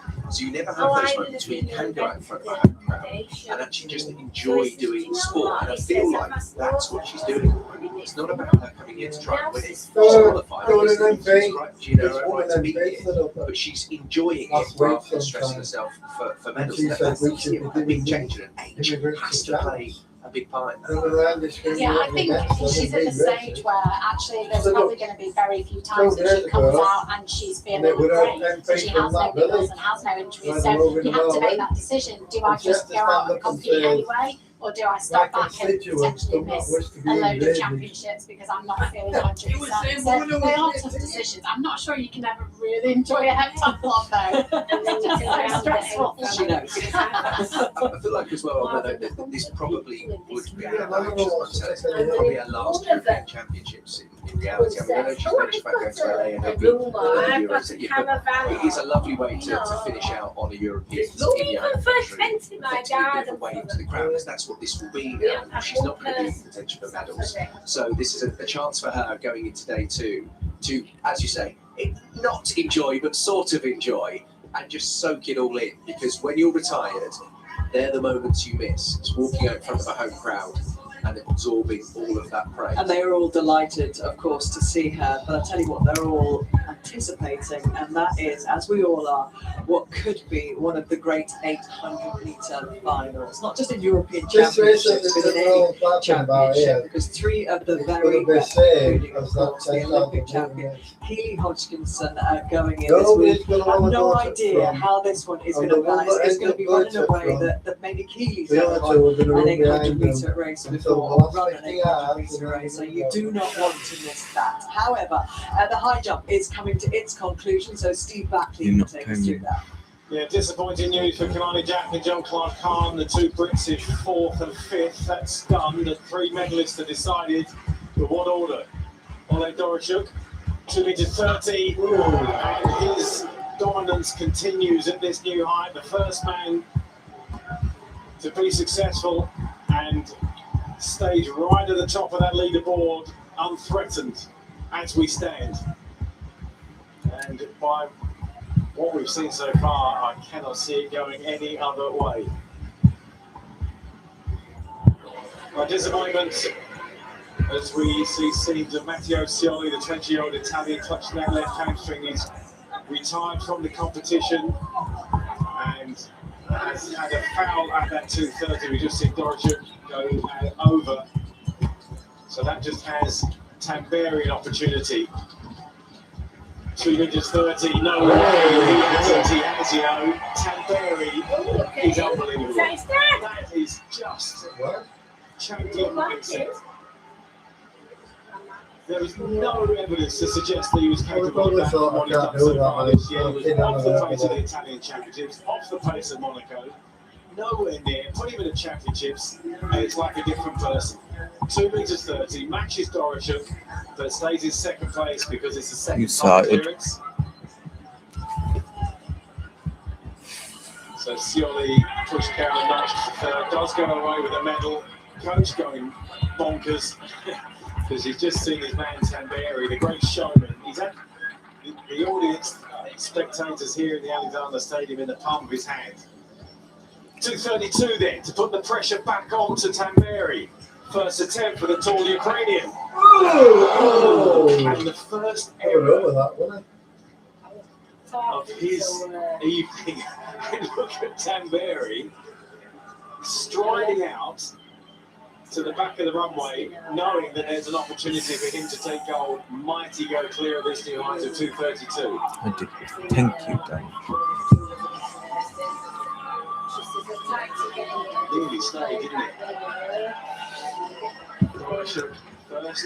First time failure and the new height. Yes, Yeah, I will Marco let you go Tamberi first. there. Could this be gold? For the reigning European champion, runs hard, runs the curve well, and attacked it, but no. Stays in second place. Final of the men's 200 metres. Delva Santos, the Portuguese champion over 100 and 200 metres, new personal best in the semi-finals, is the first to emerge into near capacity Alexander Stadium. We have the men's 200 metre final, then the women's 800 metres, the last two races of the evening. Filippo Dezza, one of two Italians in the lineup, the 20-year-old, the Italian champion. We have two Swiss athletes to meet as well. Timotei Mumenthaler, the defending champion. Bit of an upset when he won this title in Rome 2 years ago. Looked good in the semi-final, but pushed Zarnel Hughes all the way. And also for Switzerland, we'll have William Reich. He beat Mumenthaler to the Swiss title. The bronze in Rome 2 years ago, Switzerland with two in the podium there. And perhaps now we come to the three main contenders, because we have Owen Amsa. A couple of years ago became the first champion to go below 10 seconds for the 100 metres. Might become the first to go below 20 for 200 here. 20.04 in the semi-finals, quickest of the qualifiers. Zarnel Hughes entering woman in roar. He took this title in Munich 4 years ago. Former 100 metres champion in Berlin back in 2018. It's Josef de Salu. Difficult to tell what form he's in. He did run 20.08 when his semi-final, but it was the strongest following wind in the home straight. Lost to Dezza in the Italian Championship. And last to be put out is Oskar Skurava of Latvia, 2027. Again, with a good following wind in his semi-final. And that wind has been strong. It's not the hip tap on 200 metres. So we might see a quick time in the final. I haven't had a European going below 20 seconds this season. Zarnel Hughes mentioned those previous titles. Germany has been very good to him, winning the 100 metres in Berlin in 2018. I should still be able to get it. Munich 4 years later. His coach Glenn Mills will be watching in Jamaica, the good coach of Usain Bolt. He works over there with that stable. Birthday of Glenn Mills today. Birthday of Mark Butler, our statistician, who's more precious to us. Warrior. Anyway, he is watching as eagerly as anybody else this final, the next 200 metres, because there is no standout favourite. It should be close. Grava, De Salu, Zarnel Hughes goes for Britain in 7. Look out for Owen Amsa of Germany. Then the two Swiss athletes, William Reich and Timotei Mumenthaler, the defending champion. Second Italian, the youngster Filippo Dezza. And then Delva Santos of Portugal.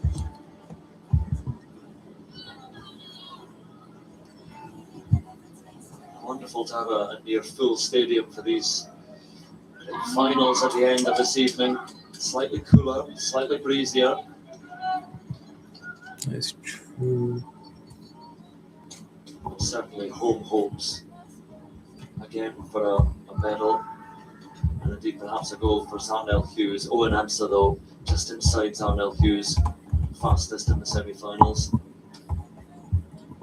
Hughes in lane 7. De Salu of Italy outside of him. Final of the men's 200 metres.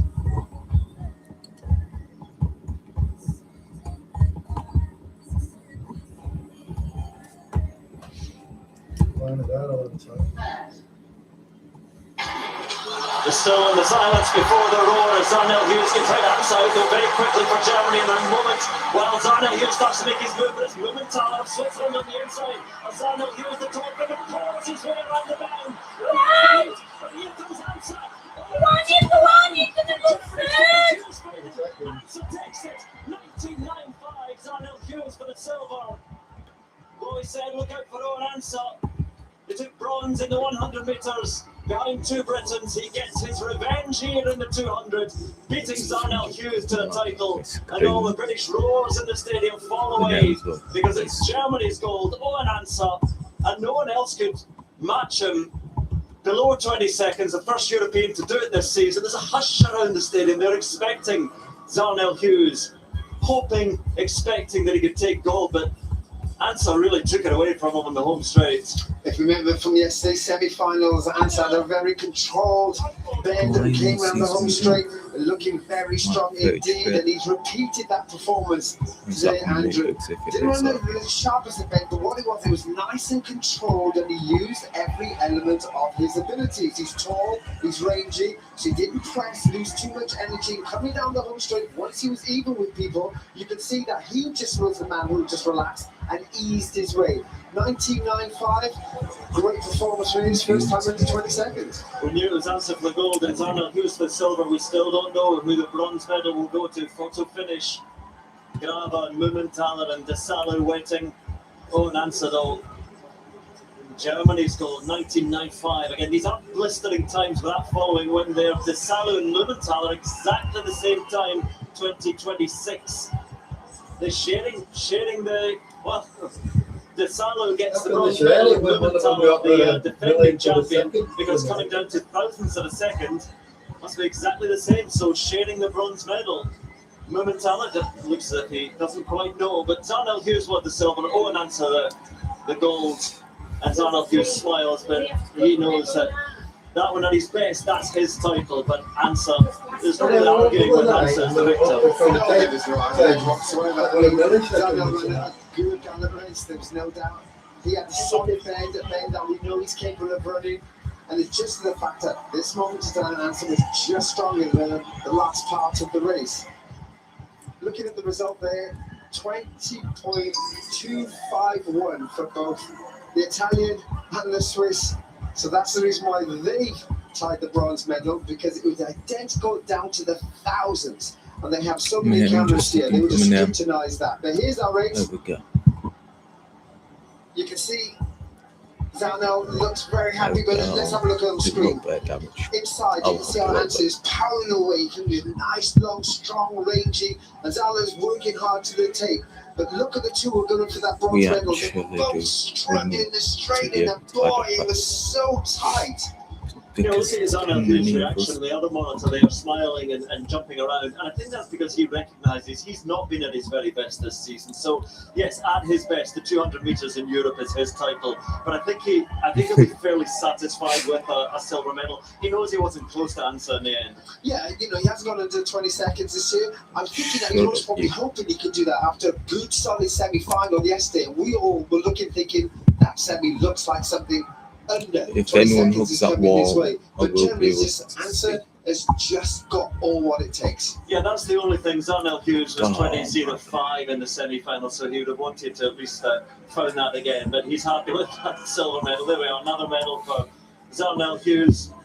In Europe, no gold. That goes to Owen Ansa, and we head back to the high jump. With only two athletes remaining, Ole Dorashuk, second attempt, 2:32. To put pressure on Tamberi. Oh, now then. Thought he might have done thing there, and Tamberi has failed this once. This would be remarkable. If he can find a way of getting himself over this bar, he's going to go bonkers, because we've just seen Dorashuk fail at the second time of asking. This could be for gold. Gianmarco Tamberi, second attempt, hauls himself over that, and that is incredible. Look at his face. Absolutely against all odds. Gianmarco Tamberi of Italy has just done something that nobody thought would happen. He obviously did. superb. 2:32. Trust your mind, trust your body, trust yourself. Love that. I think his coach quite likes it as well. Marco. It's not guaranteed gold. It's just incredible and way better than anything he's done this season. Massive advantage goes to Tamberi. He's won this title 3 times. This for a successful defence, because if Dorashuk, first of all, he's got to get himself over this height and then clear something higher to take the gold of Tamberi. Then, well, let's see. Dorashuk to stay in the competition. Last attempt, Dori hands gold to Tamberi, and it is. That's just something nobody expected. And I'm sure Dorashuk cannot believe it either. As I said earlier, Gianmarco Tamberi of Italy had no form. Look at him. He is the great showman. Finally, yeah, that's what it means. He's turned into the incredible It's just, I mean, there have been some great shocks over the years of these championships, but that's right up there against the form book, against all odds. The 4th European Championship title, so possibly the greatest practice of the world has ever seen. Always brings his best, but he's dumped it here to another level. Never seen anything like it. Tamberi takes gold, another gold for Italy. And what an end to a thrilling high jump competition.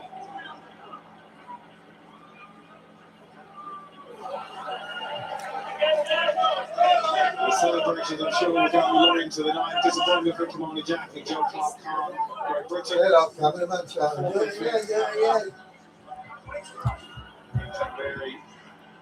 You get another gold medal. I watched this earlier when they were all doing this old training. 10 minutes. 55, 56.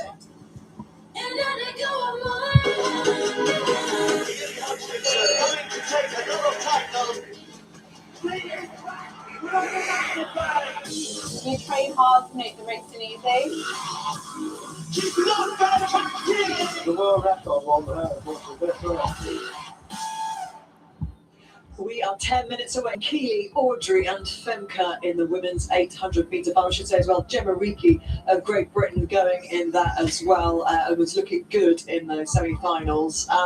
Tamberi, I mean, what can we say about a competitor, Greg, who since the last European Championships has pretty much not produced anything of note at all. He won that. Hasn't jumped over 2:23 in 2 years and does that.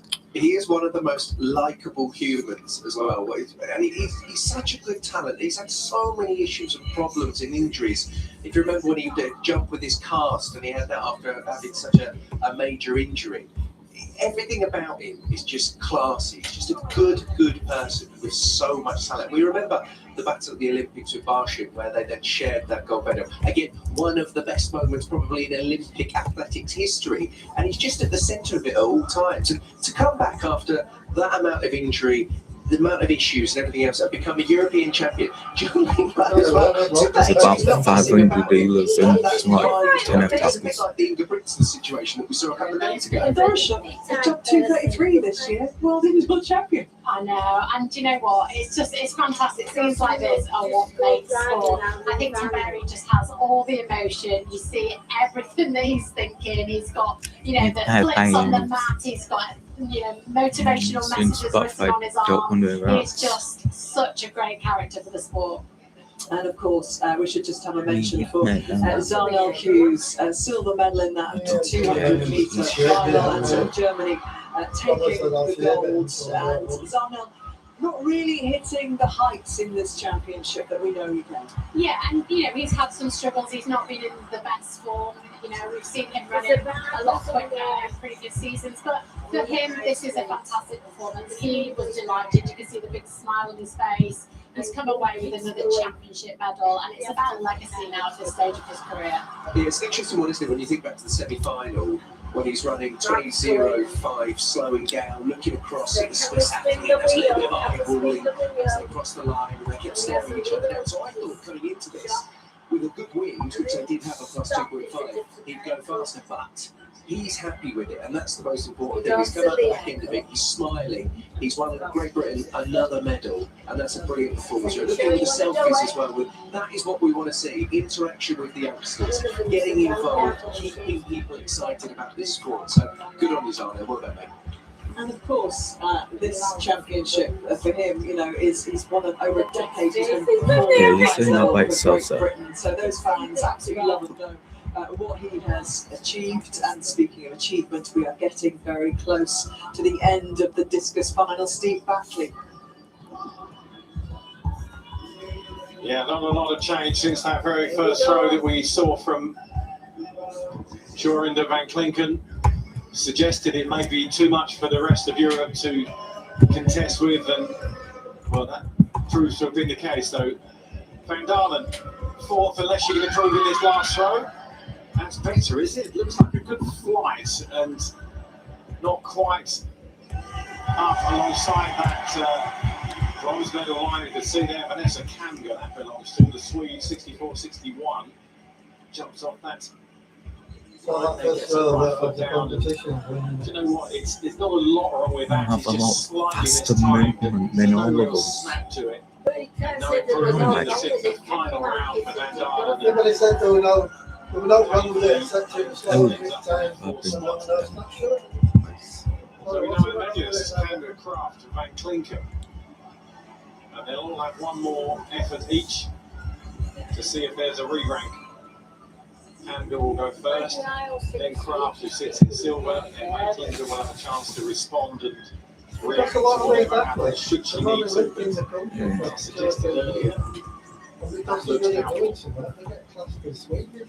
Kanga then. Who knows? Down the right side. Didn't die. Only just over that 60 metre mark. Kanga's fourth round effort was her best, 64-61. Get lost. Swedish record holder. Fifth in the Paris Olympics. And now takes the bronze here at the European Championships for Sweden. I know it's a lot of people thinking Germany guaranteed in this dungeon. silver. It's a lot of people that die no damage. That's the event leader, Van Klinken, Kraft into the circle for the final It's a lot of people that do severe damage. Twice seventh at World Championships, probably her best global finish, but she has 3 times been four medals from these championships, and 67 if you want the big one. This to challenge the lead, could it? No, it can't, and the gold has been confirmed then.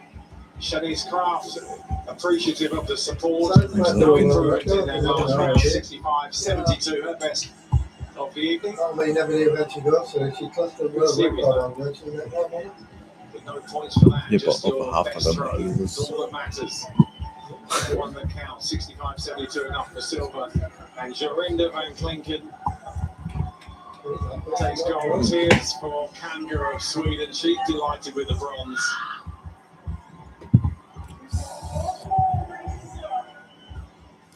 So Van Klinken, after silver in the Get shot the put, EIR from this dungeon. she takes home So, 2 medals from these championships, one in the shot and now gold in her stronger event. The imagine discus, just getting an EIR. just that one throw though that did the job, isn't it? I think 67 in the first round. I suppose when you know you've got that out there, and what she got here in the last round, it's a better throw. So she had more up her sleeve. I know she didn't. It was a red flag. Won't be measured. It doesn't matter. She takes the gold. Van Klinken has had a brilliant week. Led from gun to tape. And her teammate settled for fourth. The Dutch 1-2 didn't quite come off there. cute. Shanice Kraft of Germany celebrating that silver medal. Pleased for her. 3 bronzes, now silver, but Van Klinken, champion of the continent. My God, it'd be so good to just get them EIF. Congratulations to Van Klinken there, but we are getting a little bit excited and maybe just a little bit nervous about this women's 800 metre final. Some absolute class in the field. Audrey Barrow has run sub 154, 1 minute 54 seconds twice this year, and of course Keely Hodgkinson, as we know, is an incredible athlete. The Olympic champion was beaten by Barrow early in the season, which was a bit of a shock for her. It gave her season a very different complexion, didn't it? And then coming up behind, of course, is the newbie to the event, and of course Femke Broders-Bol has won everything, 17 major championship goals at 400 and 400 hurdles. It will be so interesting to see how she attacks this tonight. It will be, and I just feel she's a real danger because we don't quite know her potential yet. And you know, this time last year, nobody would have said that this would be the scenario and the situation that Keely would be in. So the landscape of the 800 has changed dramatically over this year. But you know, you can see Femke there, and we pretty much knew she'd just track Keely all the way around in this semi-final. She didn't have to make any big moves. She let Keely do the work and she just sat there. And it's very difficult to understand, you know, how far she can go, how fast she can go. Until she's in the final. And you know, there's rumours that she's been training very well. She's got the speed in her legs, so she's a real danger for Keely. She wasn't going to kind of put her cards all on the table there, was she? She wasn't going to have a sprint finish past Keely. No, I think that's part of it. She's just sort of in the slipstream. She's just hanging out behind, seeing it, feeling it out, because this is new for her, as we've said before. So from that point of view, there definitely looks like there's more to come. But we have to mention technique is a lot like that. And then obviously this was the big one. This was, of course, the big shock when Audrey Barrow fell to the deck and took a nasty fall. She was reinstated later. It was adjudged that there was a collision that could be avoided. It means that there are 10 women in this final, which in itself creates a whole load of other issues, doesn't it? But Barrow, we shall see how she has bounced back from that fall yesterday, whether it's had any impact at all, because she certainly is, in terms of speed, she is the athlete to beat with those 2 sub 1 minute 54 second times. So, okay, they're coming out now onto the track. So let's hand you out to your commentators for this one, Steve Cram and Paula Ratcliffe. Well, I don't think I've ever been asked about any other event in all my years of commentating by all the people in the crowd outside, all the pundits, all the commentators, people from different countries. Everybody's going, who do you think is going to win? I have no idea is the answer. This is going to be so difficult to call in terms of how it's going to go. The other athletes must be thinking, well, I've come in a race in a final, but I feel as though I'm the kind of an extra in an amazing play or movie, including Alexa Bourgoin, who herself played a part in it, because it was her hand that clipped Barrow's heel that caused her to fall. And the reports have been that Barrow has been having a bit of treatment to ease the effects of that from yesterday. Now Keely Hodgkinson, huge haul from her. She knows she has to think that is going to get every best. Then Femke Broders-Bol may well be better than she's ever been before in the 800, because we haven't seen her best yet. One of the most popular athletes on the planet has moved to this event as serenely as she races and she runs. Gemma Ruki looking close to getting back to being really competitive in the rounds here, which is great to see for Gemma. Herself had such a bad fall earlier on in the season. Maybe a surprise to get in here. We have 3 Swiss athletes, Van Cardo, Jones Rosa-Milliet, and of course Audrey Barrow. Well, one of them got in, even though she was nowhere near getting it from, because she tripped up. How did that fall? Not just her, physically and mentally. I think the game plan would be, had that not happened, to hit this final hole, to get to the front and make it as fast as she can. Calvadite also went down, and the 2 of them will share lane 9. She needs to go the other way, that's the wrong way. Well done. Nerves. Lane draw is important here. I had a discussion with a few people outside, surprised that the two of them got lane 9. It's actually an advantage to be on the outside. You might not think the lane draw is important in the 800, but when it's a race to the front, you want to be on an outside lane, and Vero has that. And Broder's ball is outside Keely Hodgkinson. So my question in the first 100 metres, 150, is where do these guys end up? And that will tell us a lot about how this race is going to go. A little smile just breaks across the face of Vero. Alvedite just has to compose herself. I think Keely needs to make sure she doesn't get stuck too much behind Broder's ball at any point, because Broder's ball will be difficult to get round. I think Femke herself will want to be as close as she possibly can to whoever is leading. Will it be Keely? Will it be Audrey? When Keely wins, it's usually when she can control the race. It didn't happen for her at the Worlds last year. It did at the Olympics. It has at the European Championships. Can she make it 3 gold medals? Audrey Vero yet to win anything as a senior. Oh, good, I've got. Women's 800 metre final.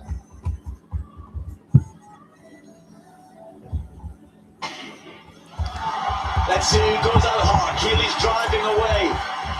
Vero starting pretty quickly. Femke not so quick. So let's just see how they break. And Vero's not gone off as hard as I thought she might. It's Keely who's done that. Does Keely want the lead?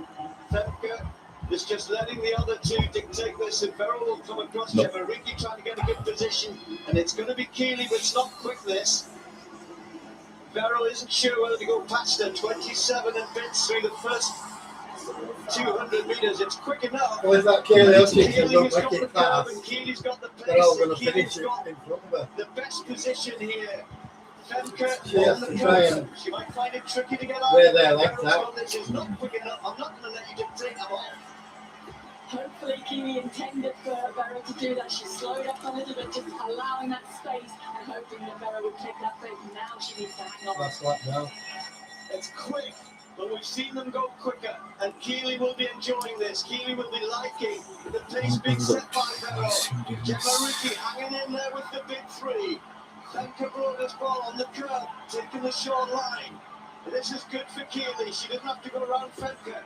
Only Vero to worry about. And then if Femke Broder's ball has anything in the home straight to attack the two at the front, we will find When out they get if about she has 200 the endurance metres, to go they'll with finish. these two. This last bend, that's when the boys will go. The crowd are loving this. Keely Going to makes try her and first run around her one. now. Vero will try and hold her off. But she is. Femke looks to be just struggling to hang on to these two. There's a half a metre for Vero. Keely came onto her shoulder, has to strike again. The Swiss athlete starts to go away. What will I catch here? Has a metre and a half. Keely is fighting and is coming back. Femke is coming as well. But Vero's staying strong. Can she get to the line? Can Keely get there? It's going to be Vero's title. 154.81. Keely takes the silver. Femke Broder's ball, the bronze. Well, let's just appreciate what Vero did there after everything she's been through in the last 24 hours plus. And there is the roar of the lion. Her dad said to her when she was younger, you're a little bit too shy, you need to kind of come out of yourself and roar like a lion. Broder's ball with a national, or equaling a national record there. It's a championship record. How long has that stood, Paula? 1982. Wow, did I forget to bring you in and told them that race? No, I did, but it's not fine because I think it's a bit more in your court. It's a lot more in your distance. I mean, the whole world was watching this race, me included, absolutely fascinated and impressed. I mean, she's young still, Audrey Vero, and that was a huge, huge amount of pressure without the fall, without the plasters, without the bruising, and then to pull it together, to take the race by the scruff of the neck like that. I think Keely did intend her to take it, but then she thought she could come back at her, but Vero had another gear.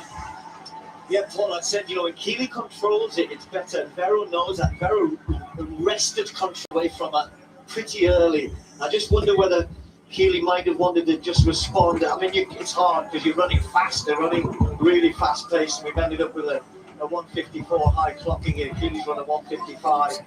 But let's all appreciate a brilliant new talent who's has come through the junior ranks, got better and better. This year has been phenomenal. And when it looked as though her opportunity might have gone, we've got to deal with it physically and mentally. Has come back and just performed superbly there to take the gold. And she served her apprenticeship, hasn't she? In the same way that Keely had to keep pegging away, putting up silver medals until she could win that championship. Vero has been trying to learn, hanging on to the coattails, not afraid to go with the pace and commit. A little bit like Femke Grote as well. It has to be said that national record that she has, I think, equalled is the national record that Ellen van Langen set to win the Olympic title back in 1992. That's how much the event has moved on, and even though that championship record stood from 1982, before that the world record is longer. Mum and Dad there just congratulating Keely, or maybe consoling. I mean, it's any medal that you congratulate, but when you want the gold, you want to defend your title. And it was here, I felt as though Keely wanted to go past. Look at Vero, just gets on half the yard. Femke's now struggling. I think the 3 races for Femke just took. She will get better and will get faster. A little bit of endurance just not there for Femke. And then at this point, look, this is just tough cutting it out. And that advantage that Vero got, she just held to the end. She did, but each time that Keely seemed to be inching back a little bit, Vero just found that little tiny bit more, and it was strength and guts from the pair of them. That's the first time really in a long time I've seen Keely's face show that much strain, working at that point and not be making inroads into the person ahead of her. Vero, the eyes are just focused on that line. She's just willing herself on to be able to get there. What a brilliant race. Well, I thought that we wouldn't get a one. Okay, so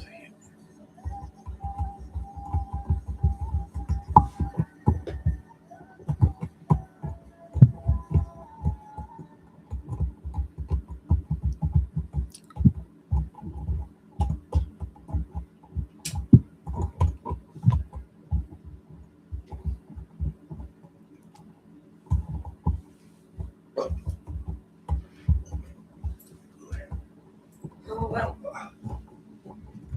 She didn't get a goal.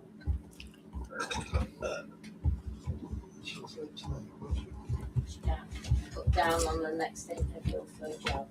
I got a goal. Gold medals opens a lot of doors, but you got gold in the Olympics.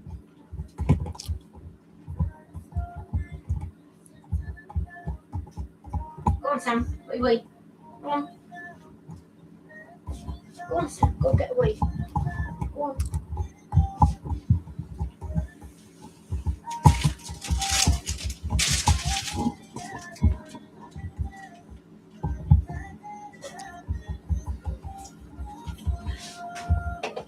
Go on. Go get away.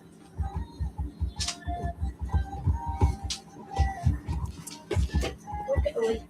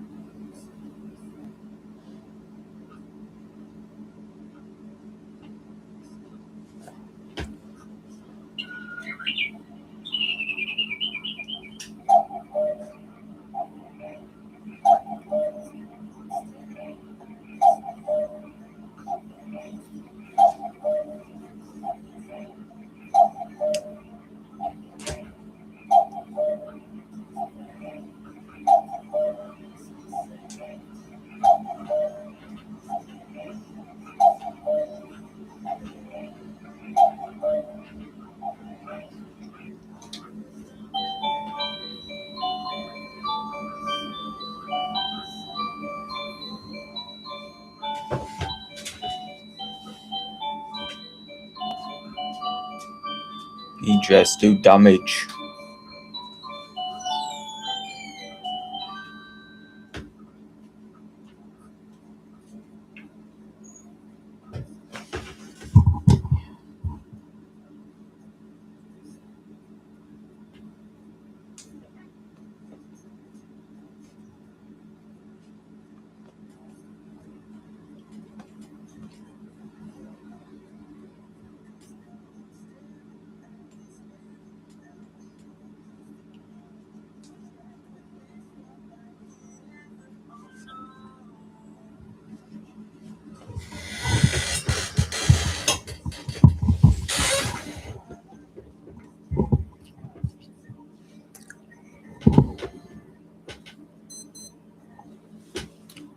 I'm not healing, mostly just healing the boss.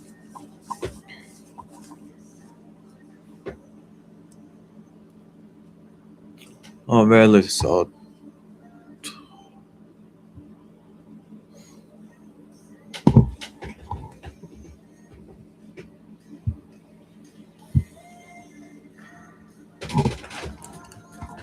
Please, someone heal.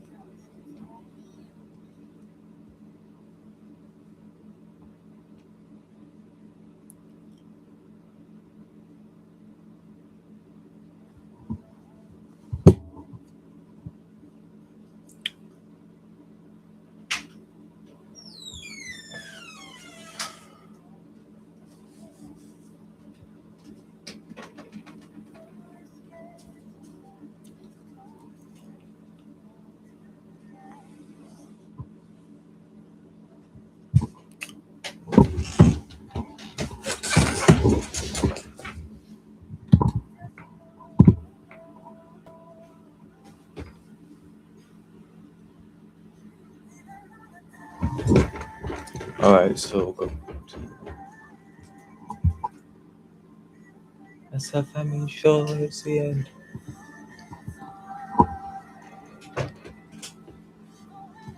Can you just... Yeah, I'm not going to say it because it'll be a bit weird.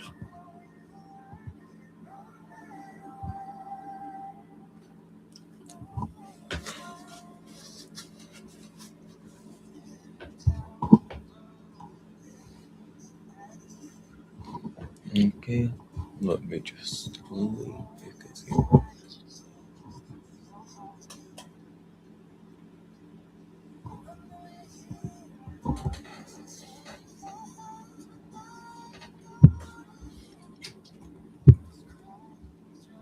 Thank you. Only that little bit. Huh? It's only a bit. Alright.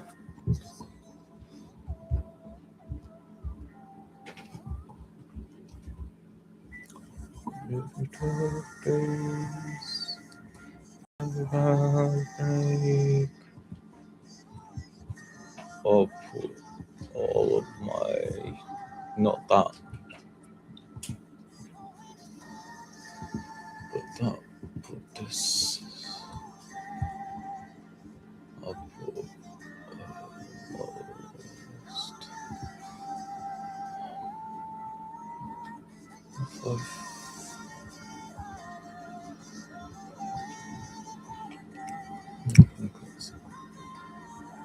14 mil. Yeah, 14 mil. No, how much does this one do? 23 mil.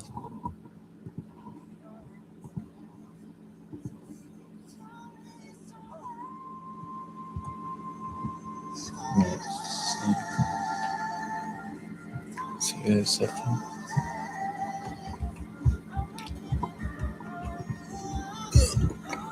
I'm beginning here to see if I can look at it. On that 170 or something.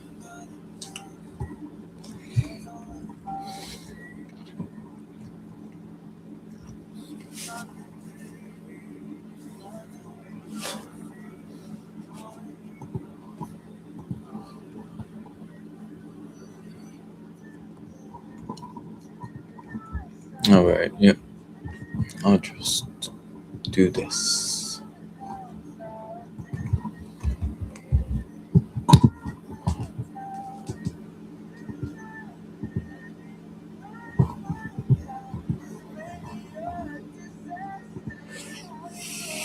So 34 in stamina.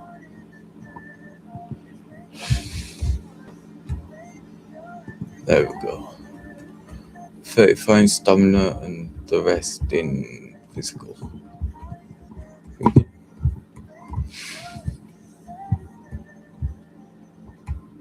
SFM?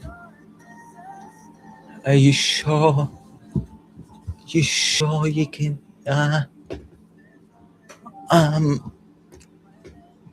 Please tell me if I need to get my healing.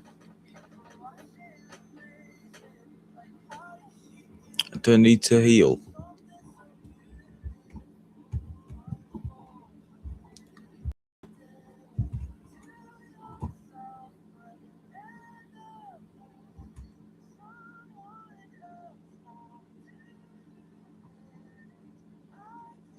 What am I going to do?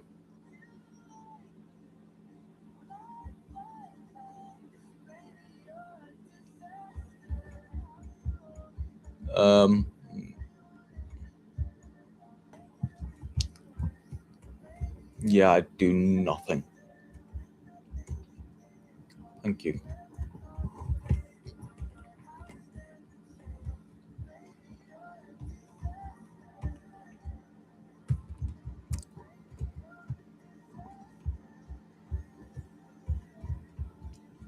Two little rats on me. Killed them. Oh no, I don't think I can do this thing.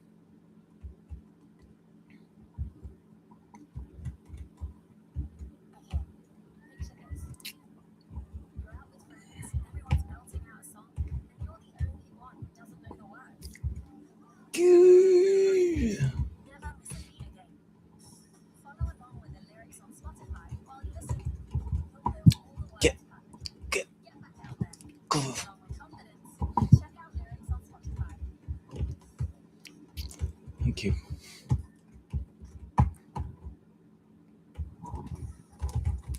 I killed him.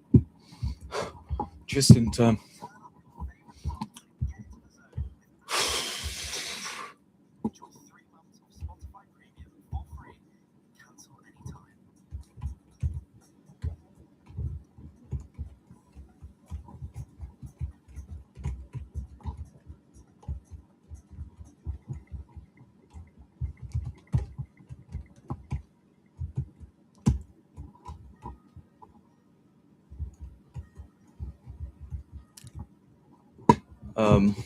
Okay, I don't think I'll be able to do this.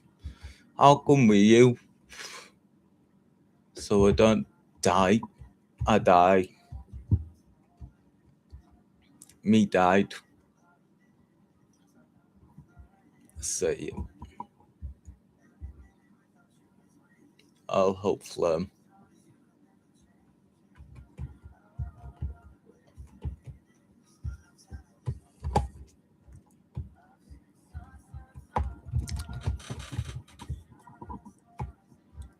Flem, you legit did no damage.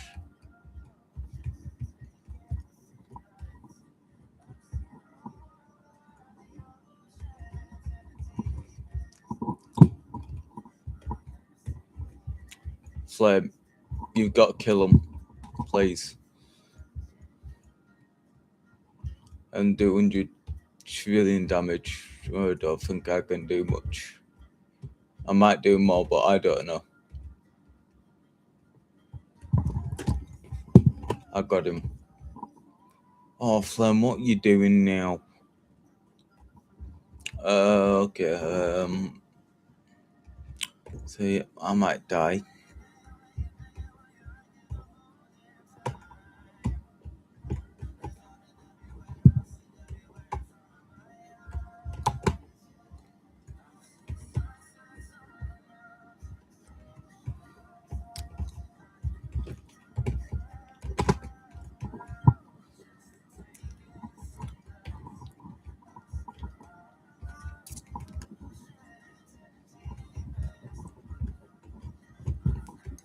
I didn't die. I didn't die. I normally die against him. Thank you, sir.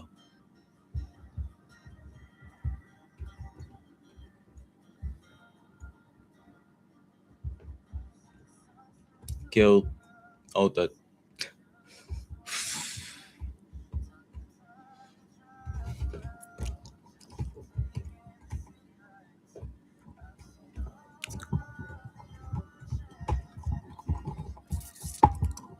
Nice.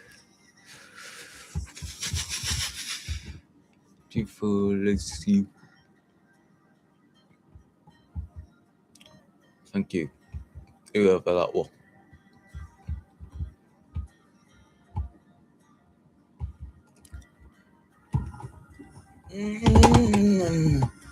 I hate this boss. You see why?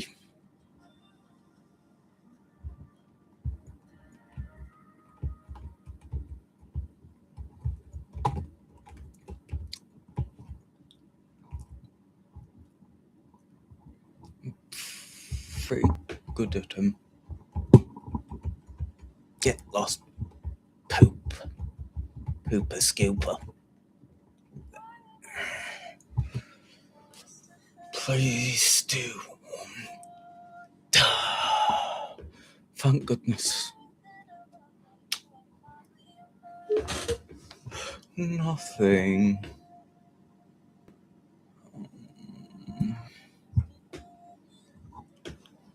I got nothing, and I am sweaty.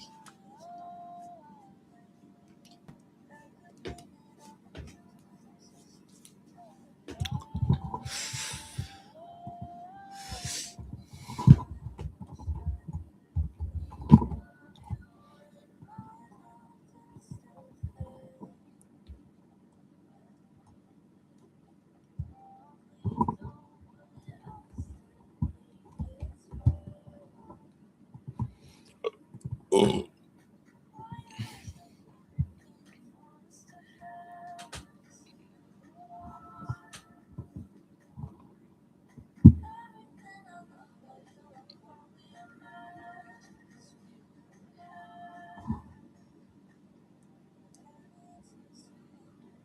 Who you talking to? I ain't giving you trash.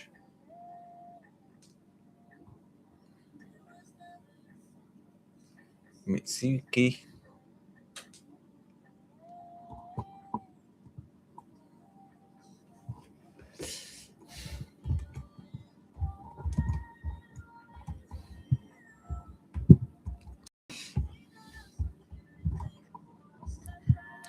$500 to $200.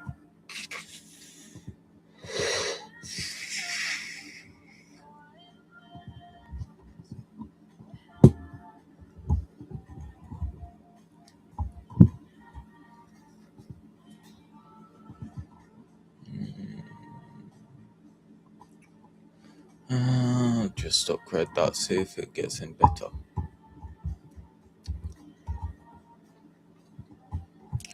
See if this gets any better than what it is currently. 17 mil.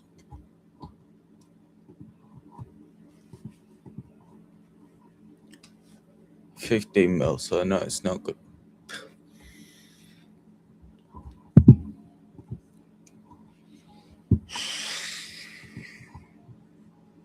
Why do you? No. I don't have anything for you.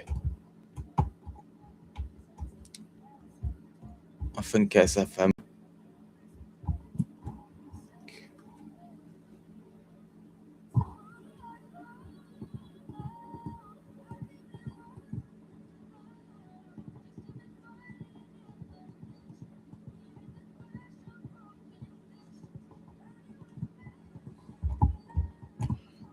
Plug in just sell.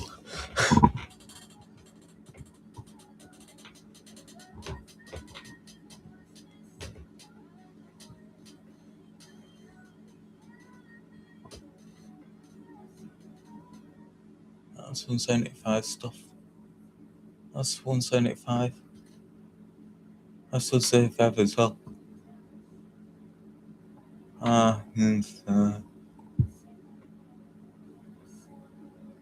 think I can take it, I'm not sure. If I can't, please keep it. If you can, I put it in your storage or in your inventory. Oh, I can take it. Well, thank you.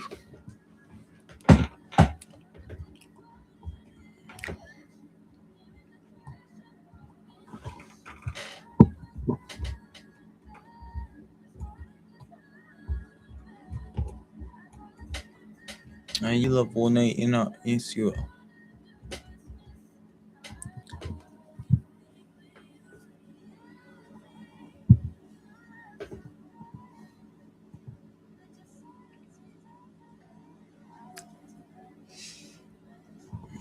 Okay, cool.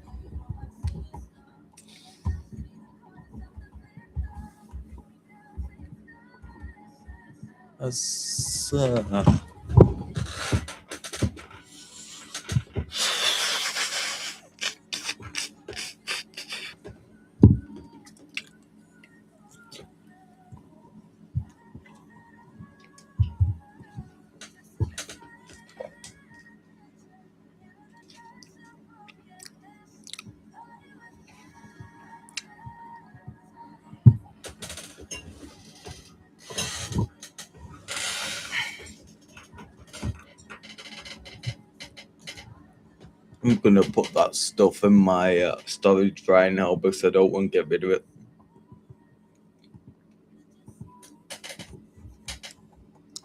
Good. I don't want to get rid of it.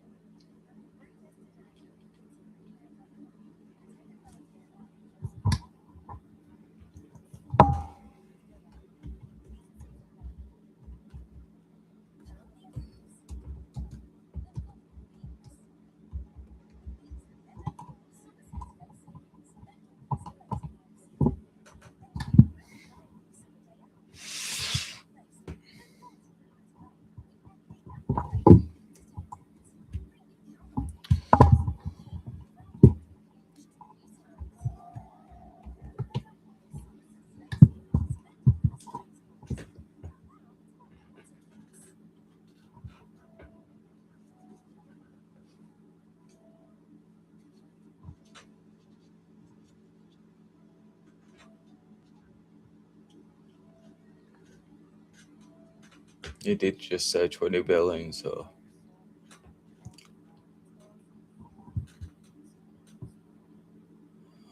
Oh. So is that a sheet thread?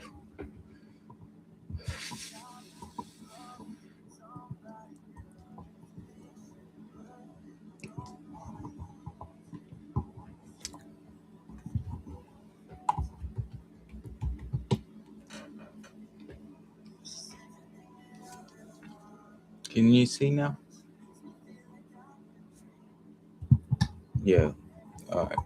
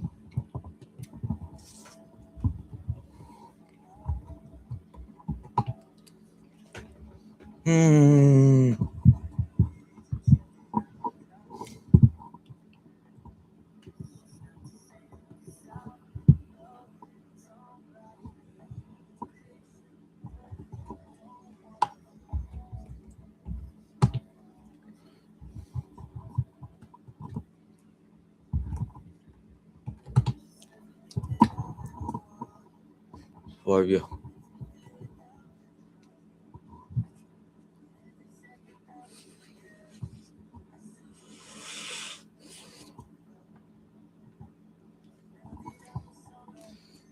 sure.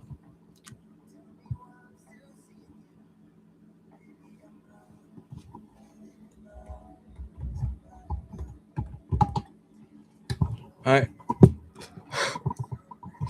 No. Now I'm gonna put them in my storage because it's insane.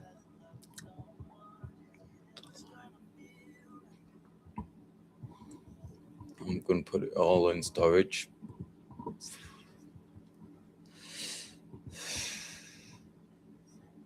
$29, $28.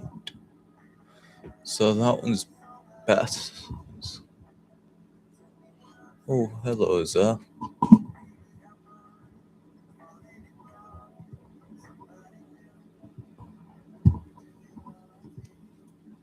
So 29, 28. So that one's useless.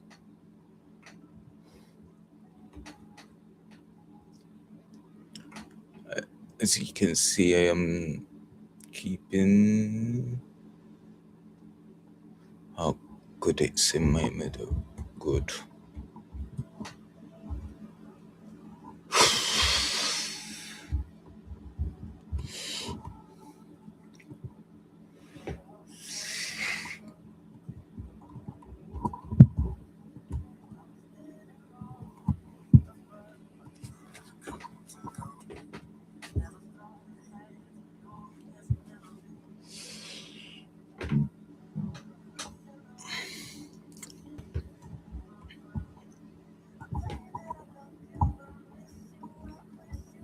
Why is SFM still in the lobby?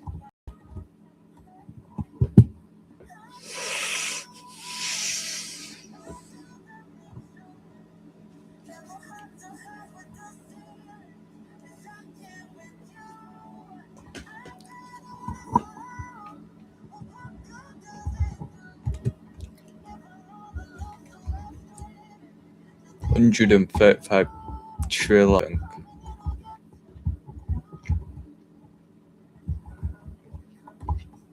$134. Well, I've got EB, which is pretty good, and I've been.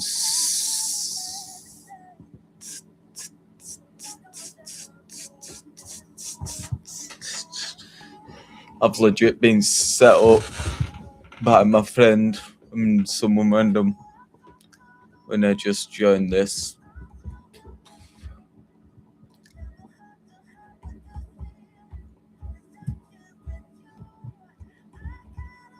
No, I'm not.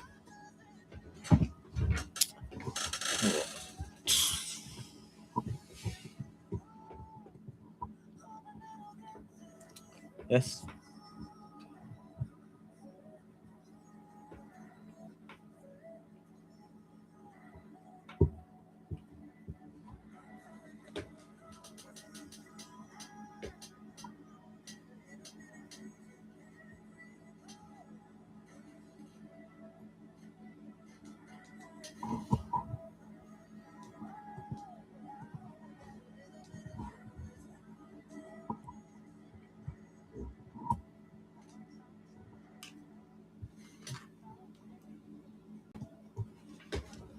Oh, 198. 190. Oh, we'll be getting cut. Bitch. 171 is 170. What they. Okay. Alright, I'll just leave. Because, yeah.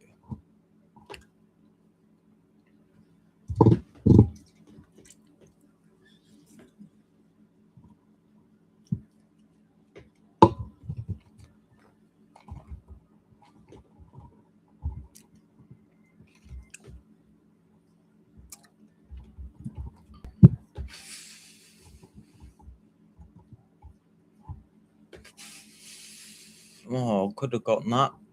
No.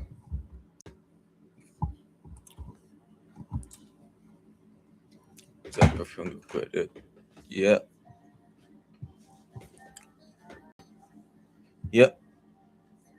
Yeah. It's on my Google credit that I currently have on. Yep. Yep. Yeah.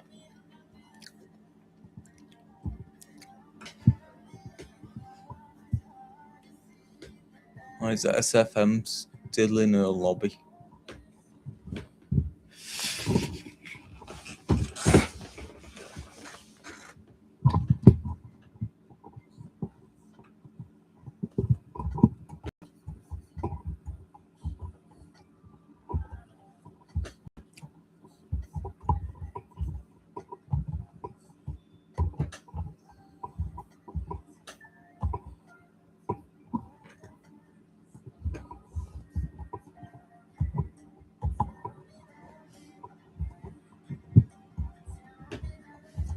Oh, SFM.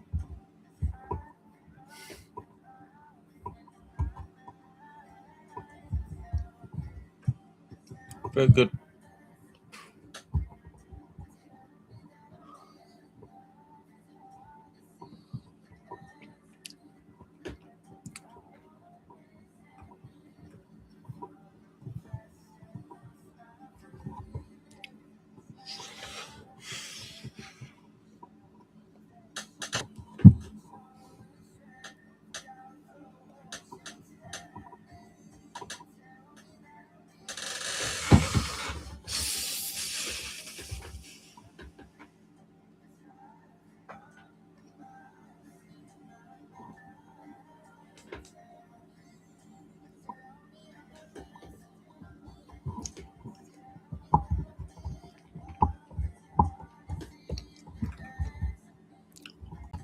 So yeah.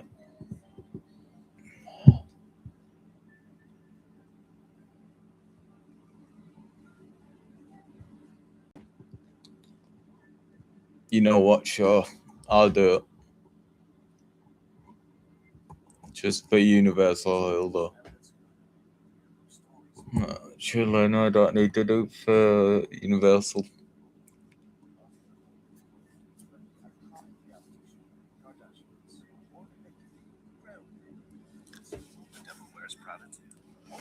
Oh my god. Gotta look at. Oh.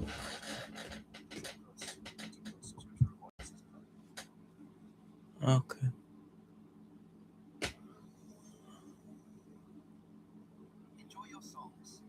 Okay. Yeah, we'll do.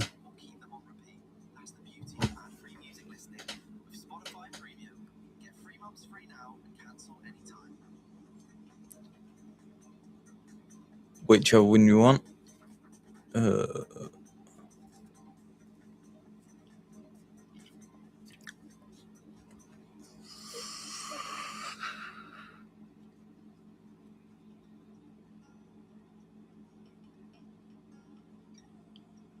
Oh yeah, I remember Valiant Journey.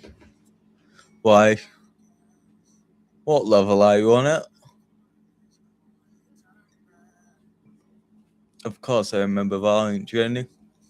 What level are you on it? You probably made sweating on it.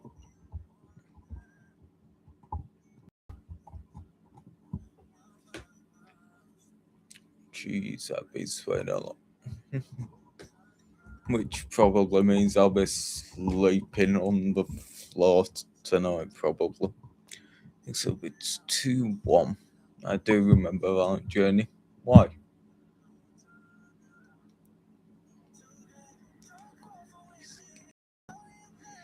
Yeah, I do remember Valiant Journey because it's currently still on my continue list or whatever.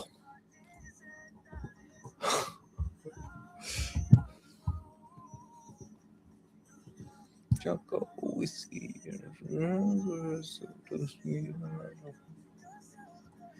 Oh, you know what? I'll love this one. But if you don't start within a minute, then okay. So 31. Now believe in this. I won't believe in the game. I'll believe in this party thing.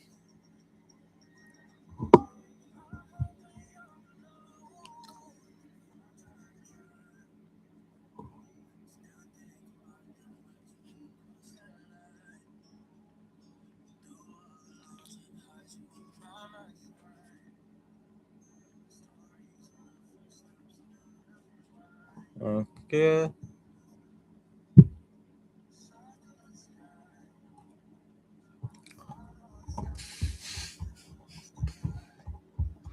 Oh yeah, do a little bit more damage now, I think. Nope. No, not boss. I can't see. No, thing I can't see. I do like 130 trillion damage. Nope, not on them.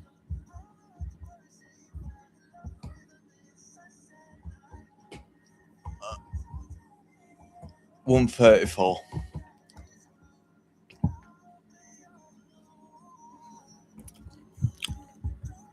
134 trillion I do. She's pretty good, I think. Of course, I remember Valiant Journey. We only did it like 6 days ago or something. I have a lot of stuff in my storage. A lot of like saved up stuff, like purples. I can just sell that. And this. Just sell these two because they're useless.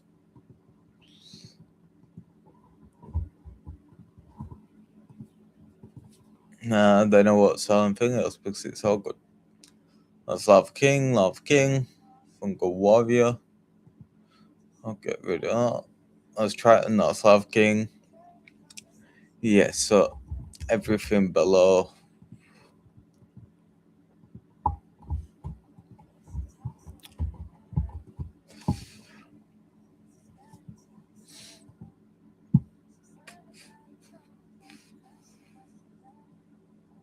Oh.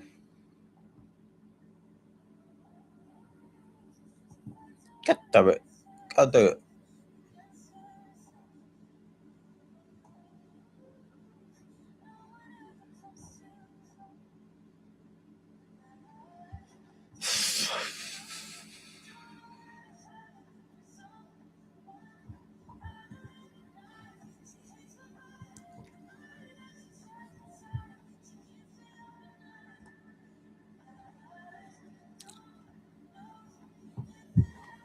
But yeah, 11, I'll be ending this stream.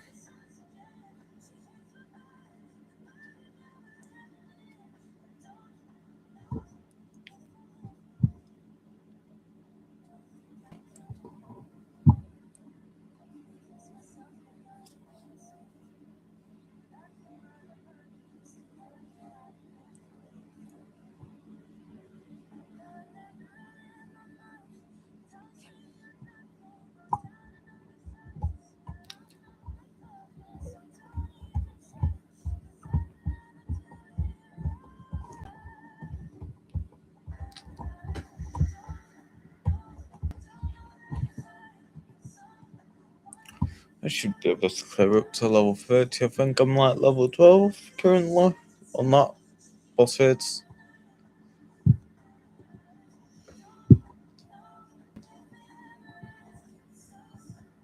When I get 85 bill, I should ban that.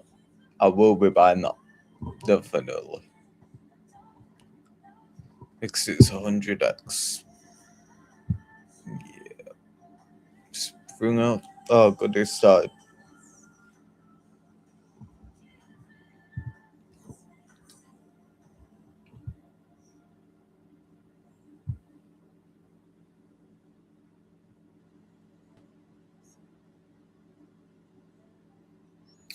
So, yeah. Let's start. Oh, I can't see anyone, which is good, I think.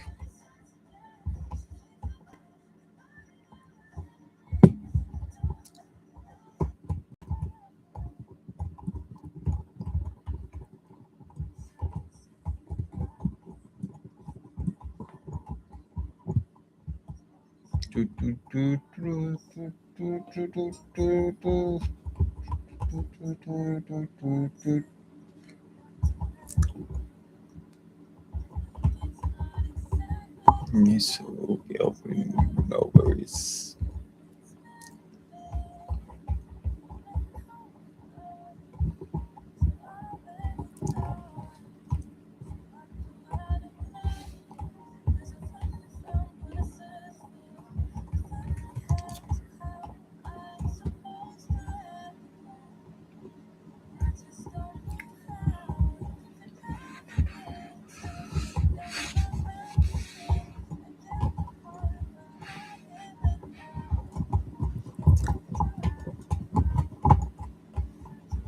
I don't need healing.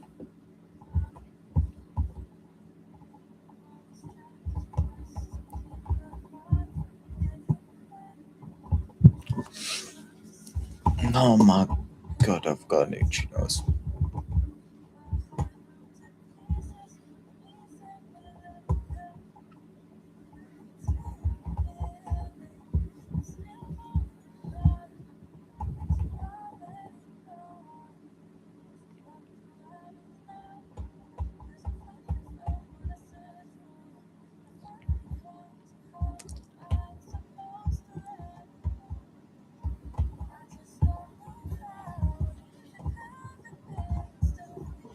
Not meant for me.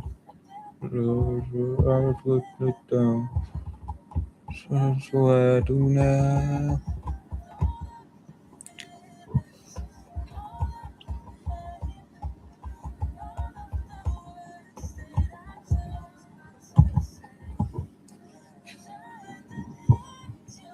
Oh, nice. I think I just got like phantom thumbs or something.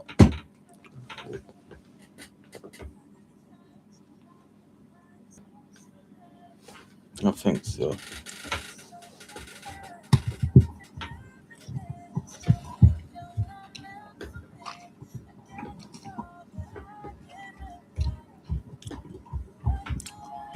I don't even know why I'm doing that dungeon because I could get revitalized and it would be a lot better.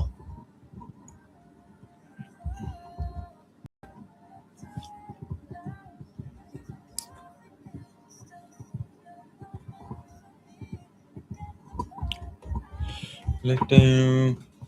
What do I do now?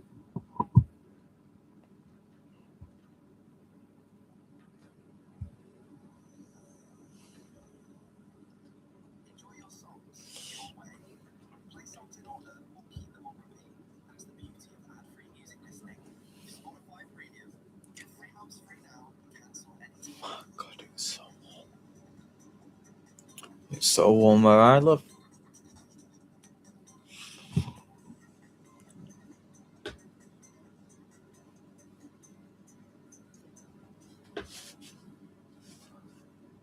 I says, oh no, what's that?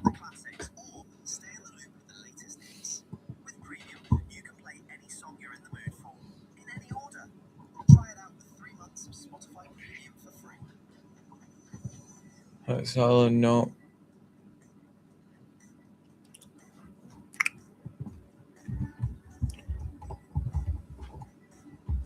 Yeah, don't even show me down here now.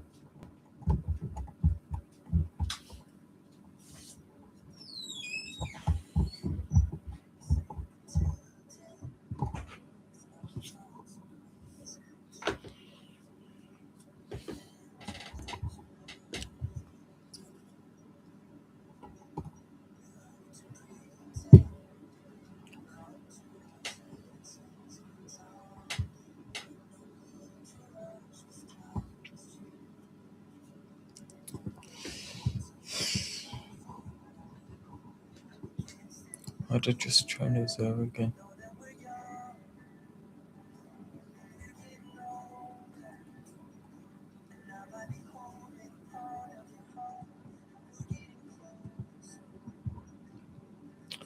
It's a major problem.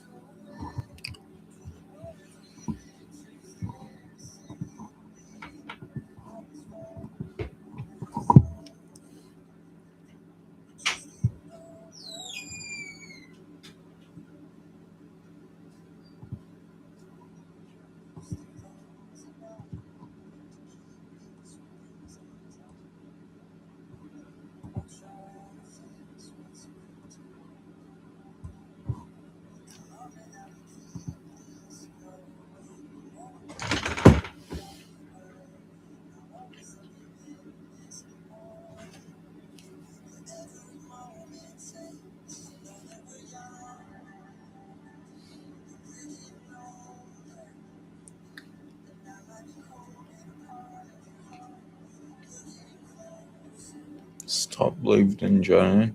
It's stupid. Annoying.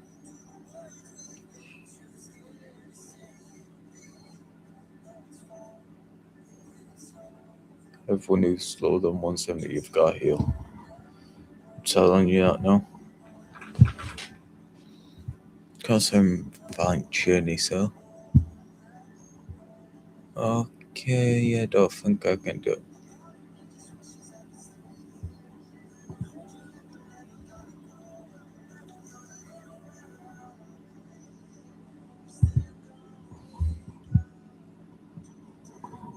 What level are you? Stop believing in journey.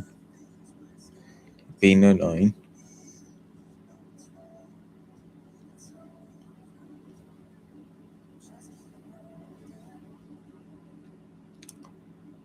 Okay, kick me, but don't kick anyone else, you dummy.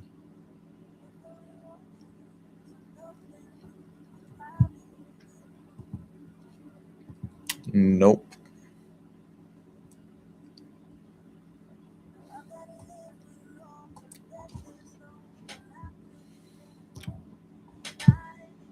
Okay, of course I'm a fine journey.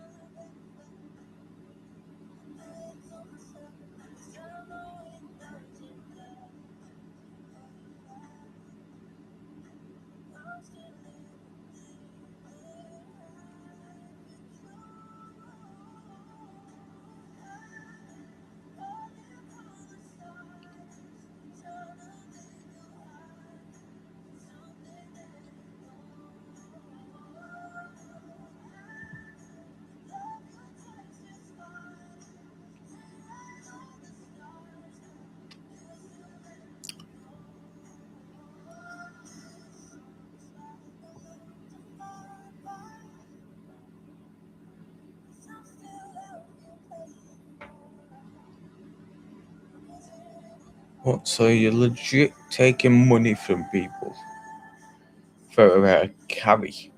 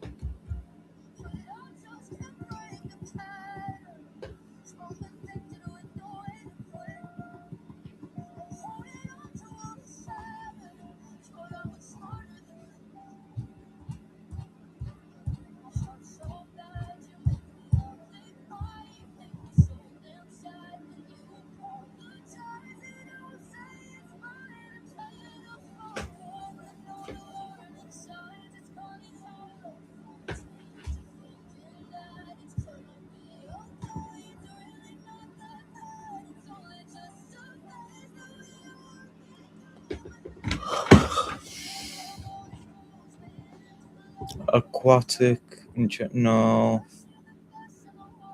No.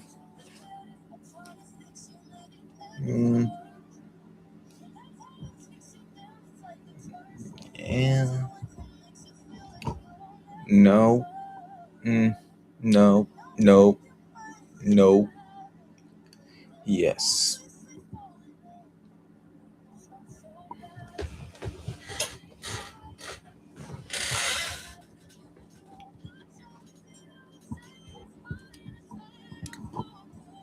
No, Gilded Skies is in D.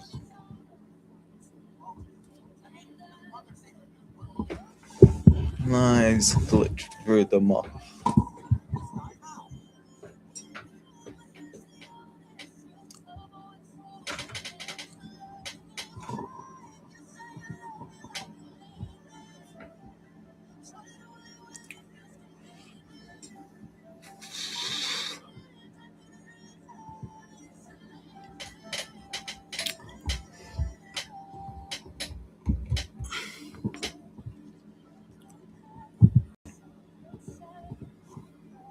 When 25 starts.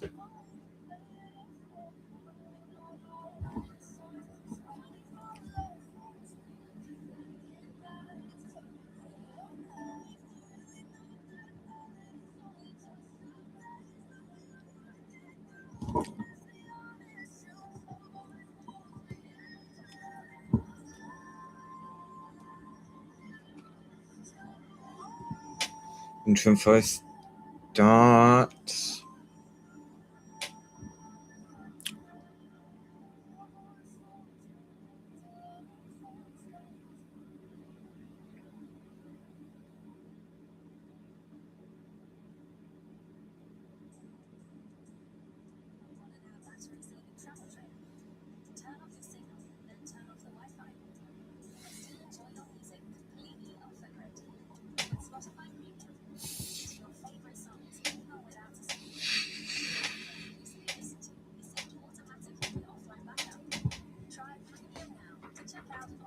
Alright, Varen, kick me, douche.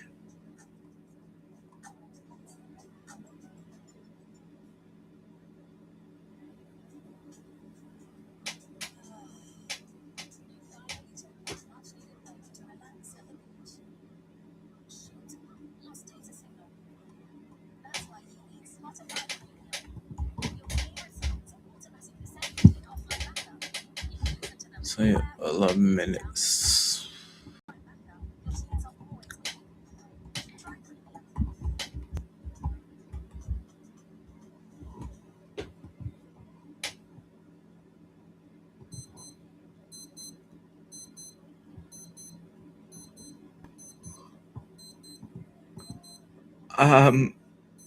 I didn't even need to tread that off, guy.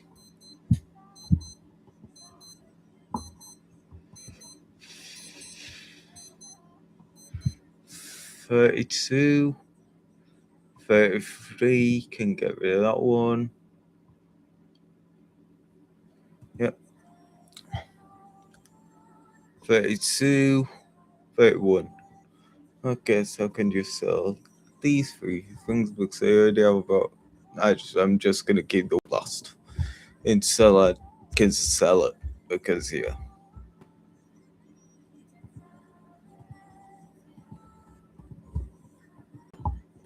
So those books I already have some.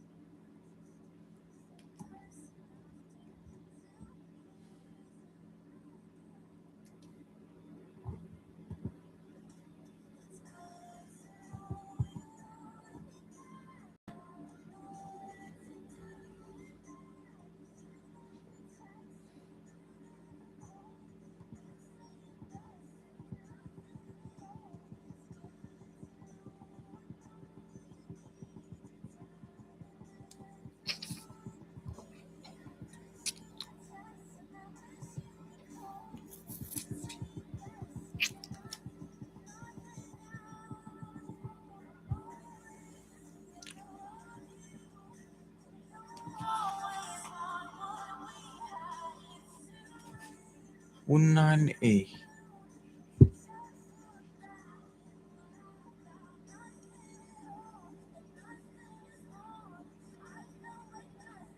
Oh, 190 is gonna carry through insane hardcore.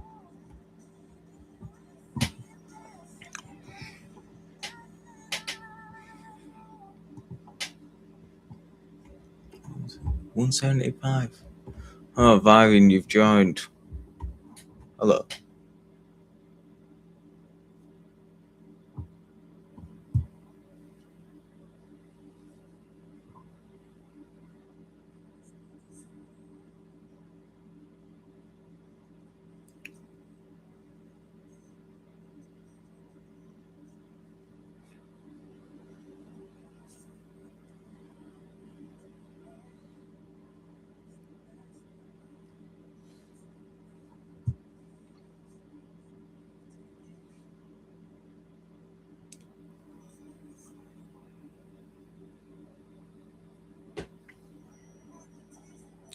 $190, I think you can start now because there's too many people.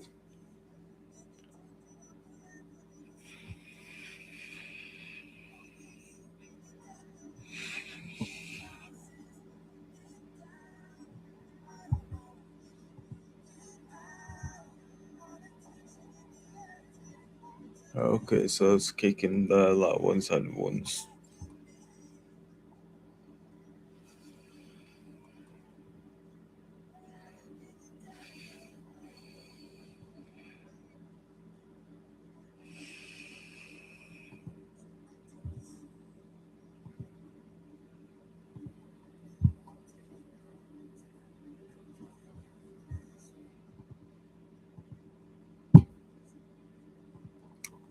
Rafiki's legit naked.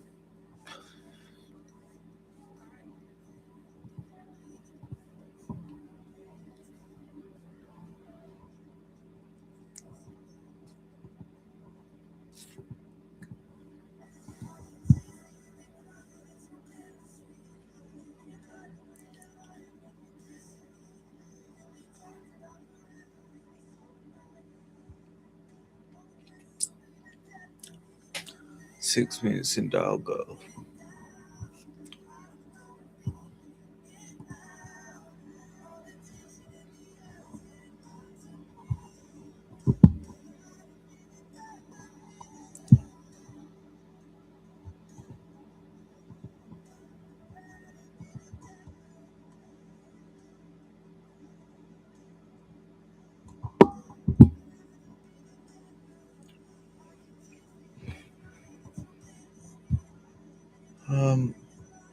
No, okay.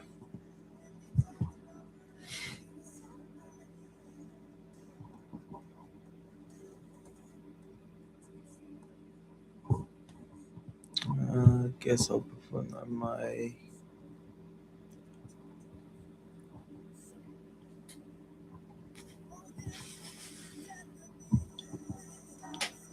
Ah, very well.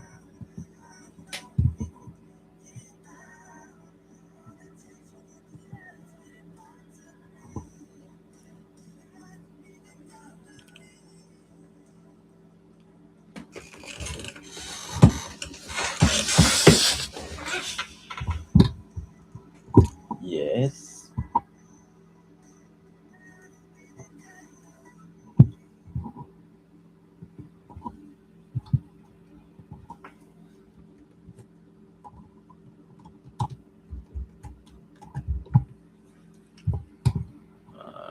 And some more.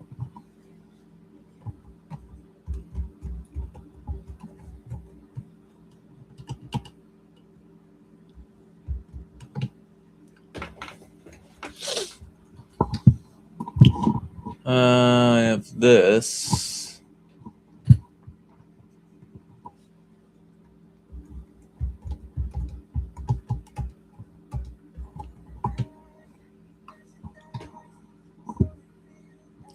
You can still keep it.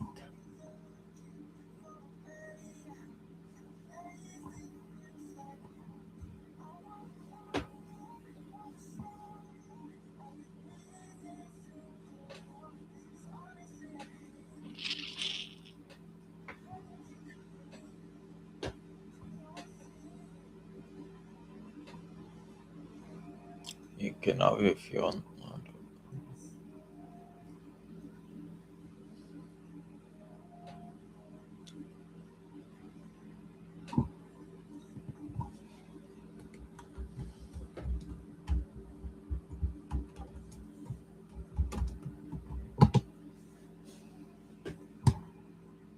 That legit got me through the one.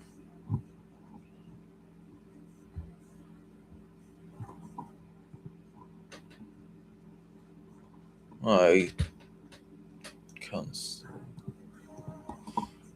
Because this was from a friend. I'm not getting rid of that.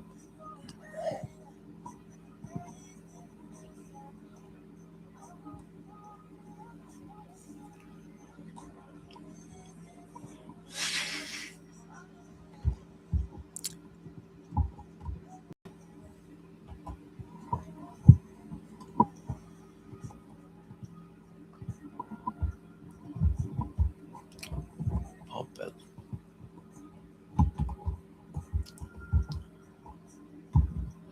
£5.01 trill.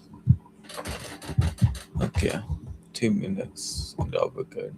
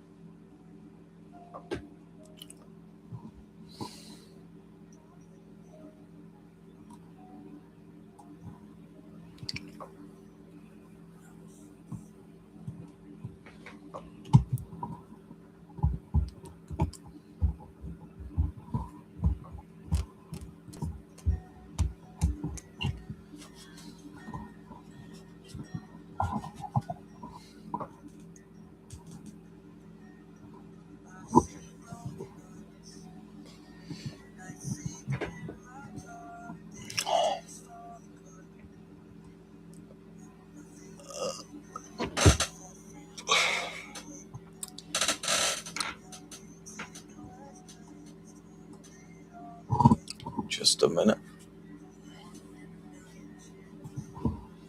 No, it didn't shoot.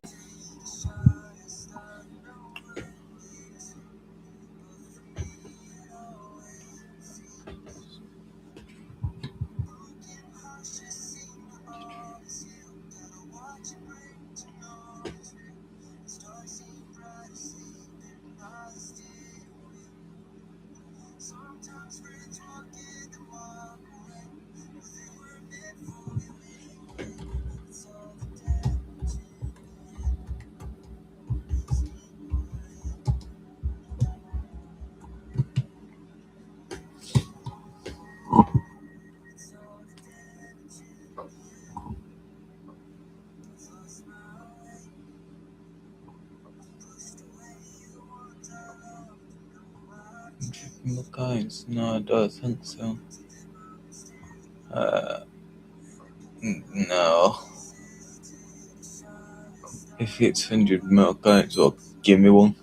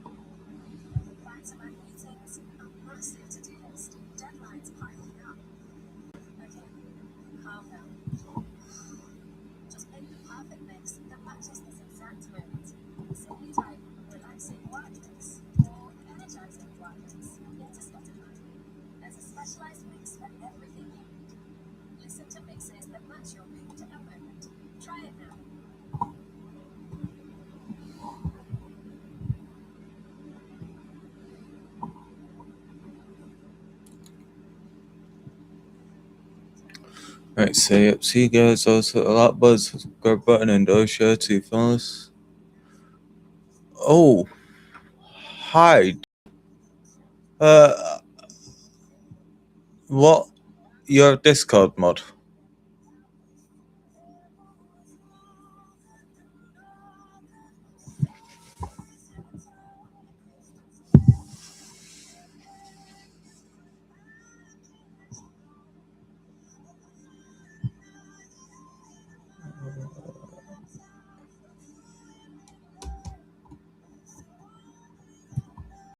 Um.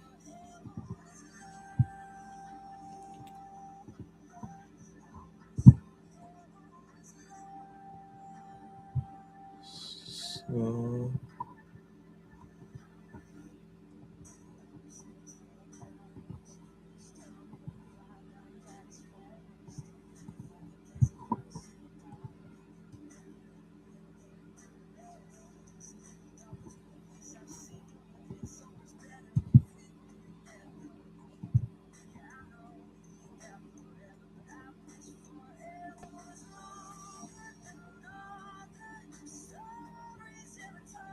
So yes, as you can see, I'm looking for.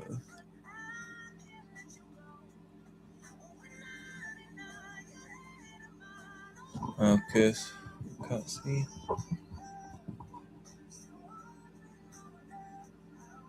Oh, he's gone.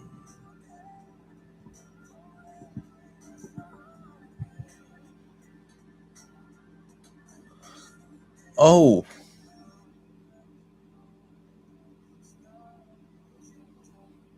So you hitting me for what reason?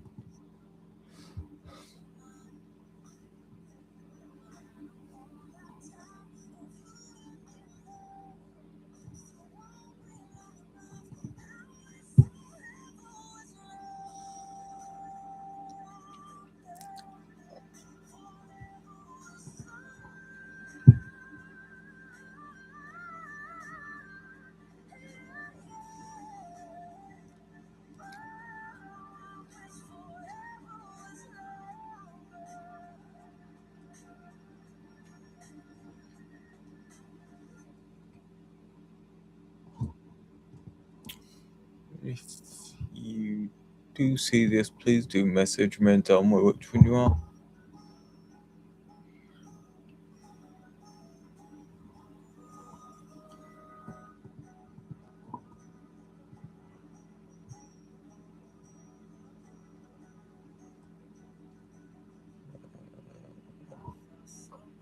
So yeah. See you guys. Also, like button, subscribe button, and don't share. And peace out from me. Bye guys.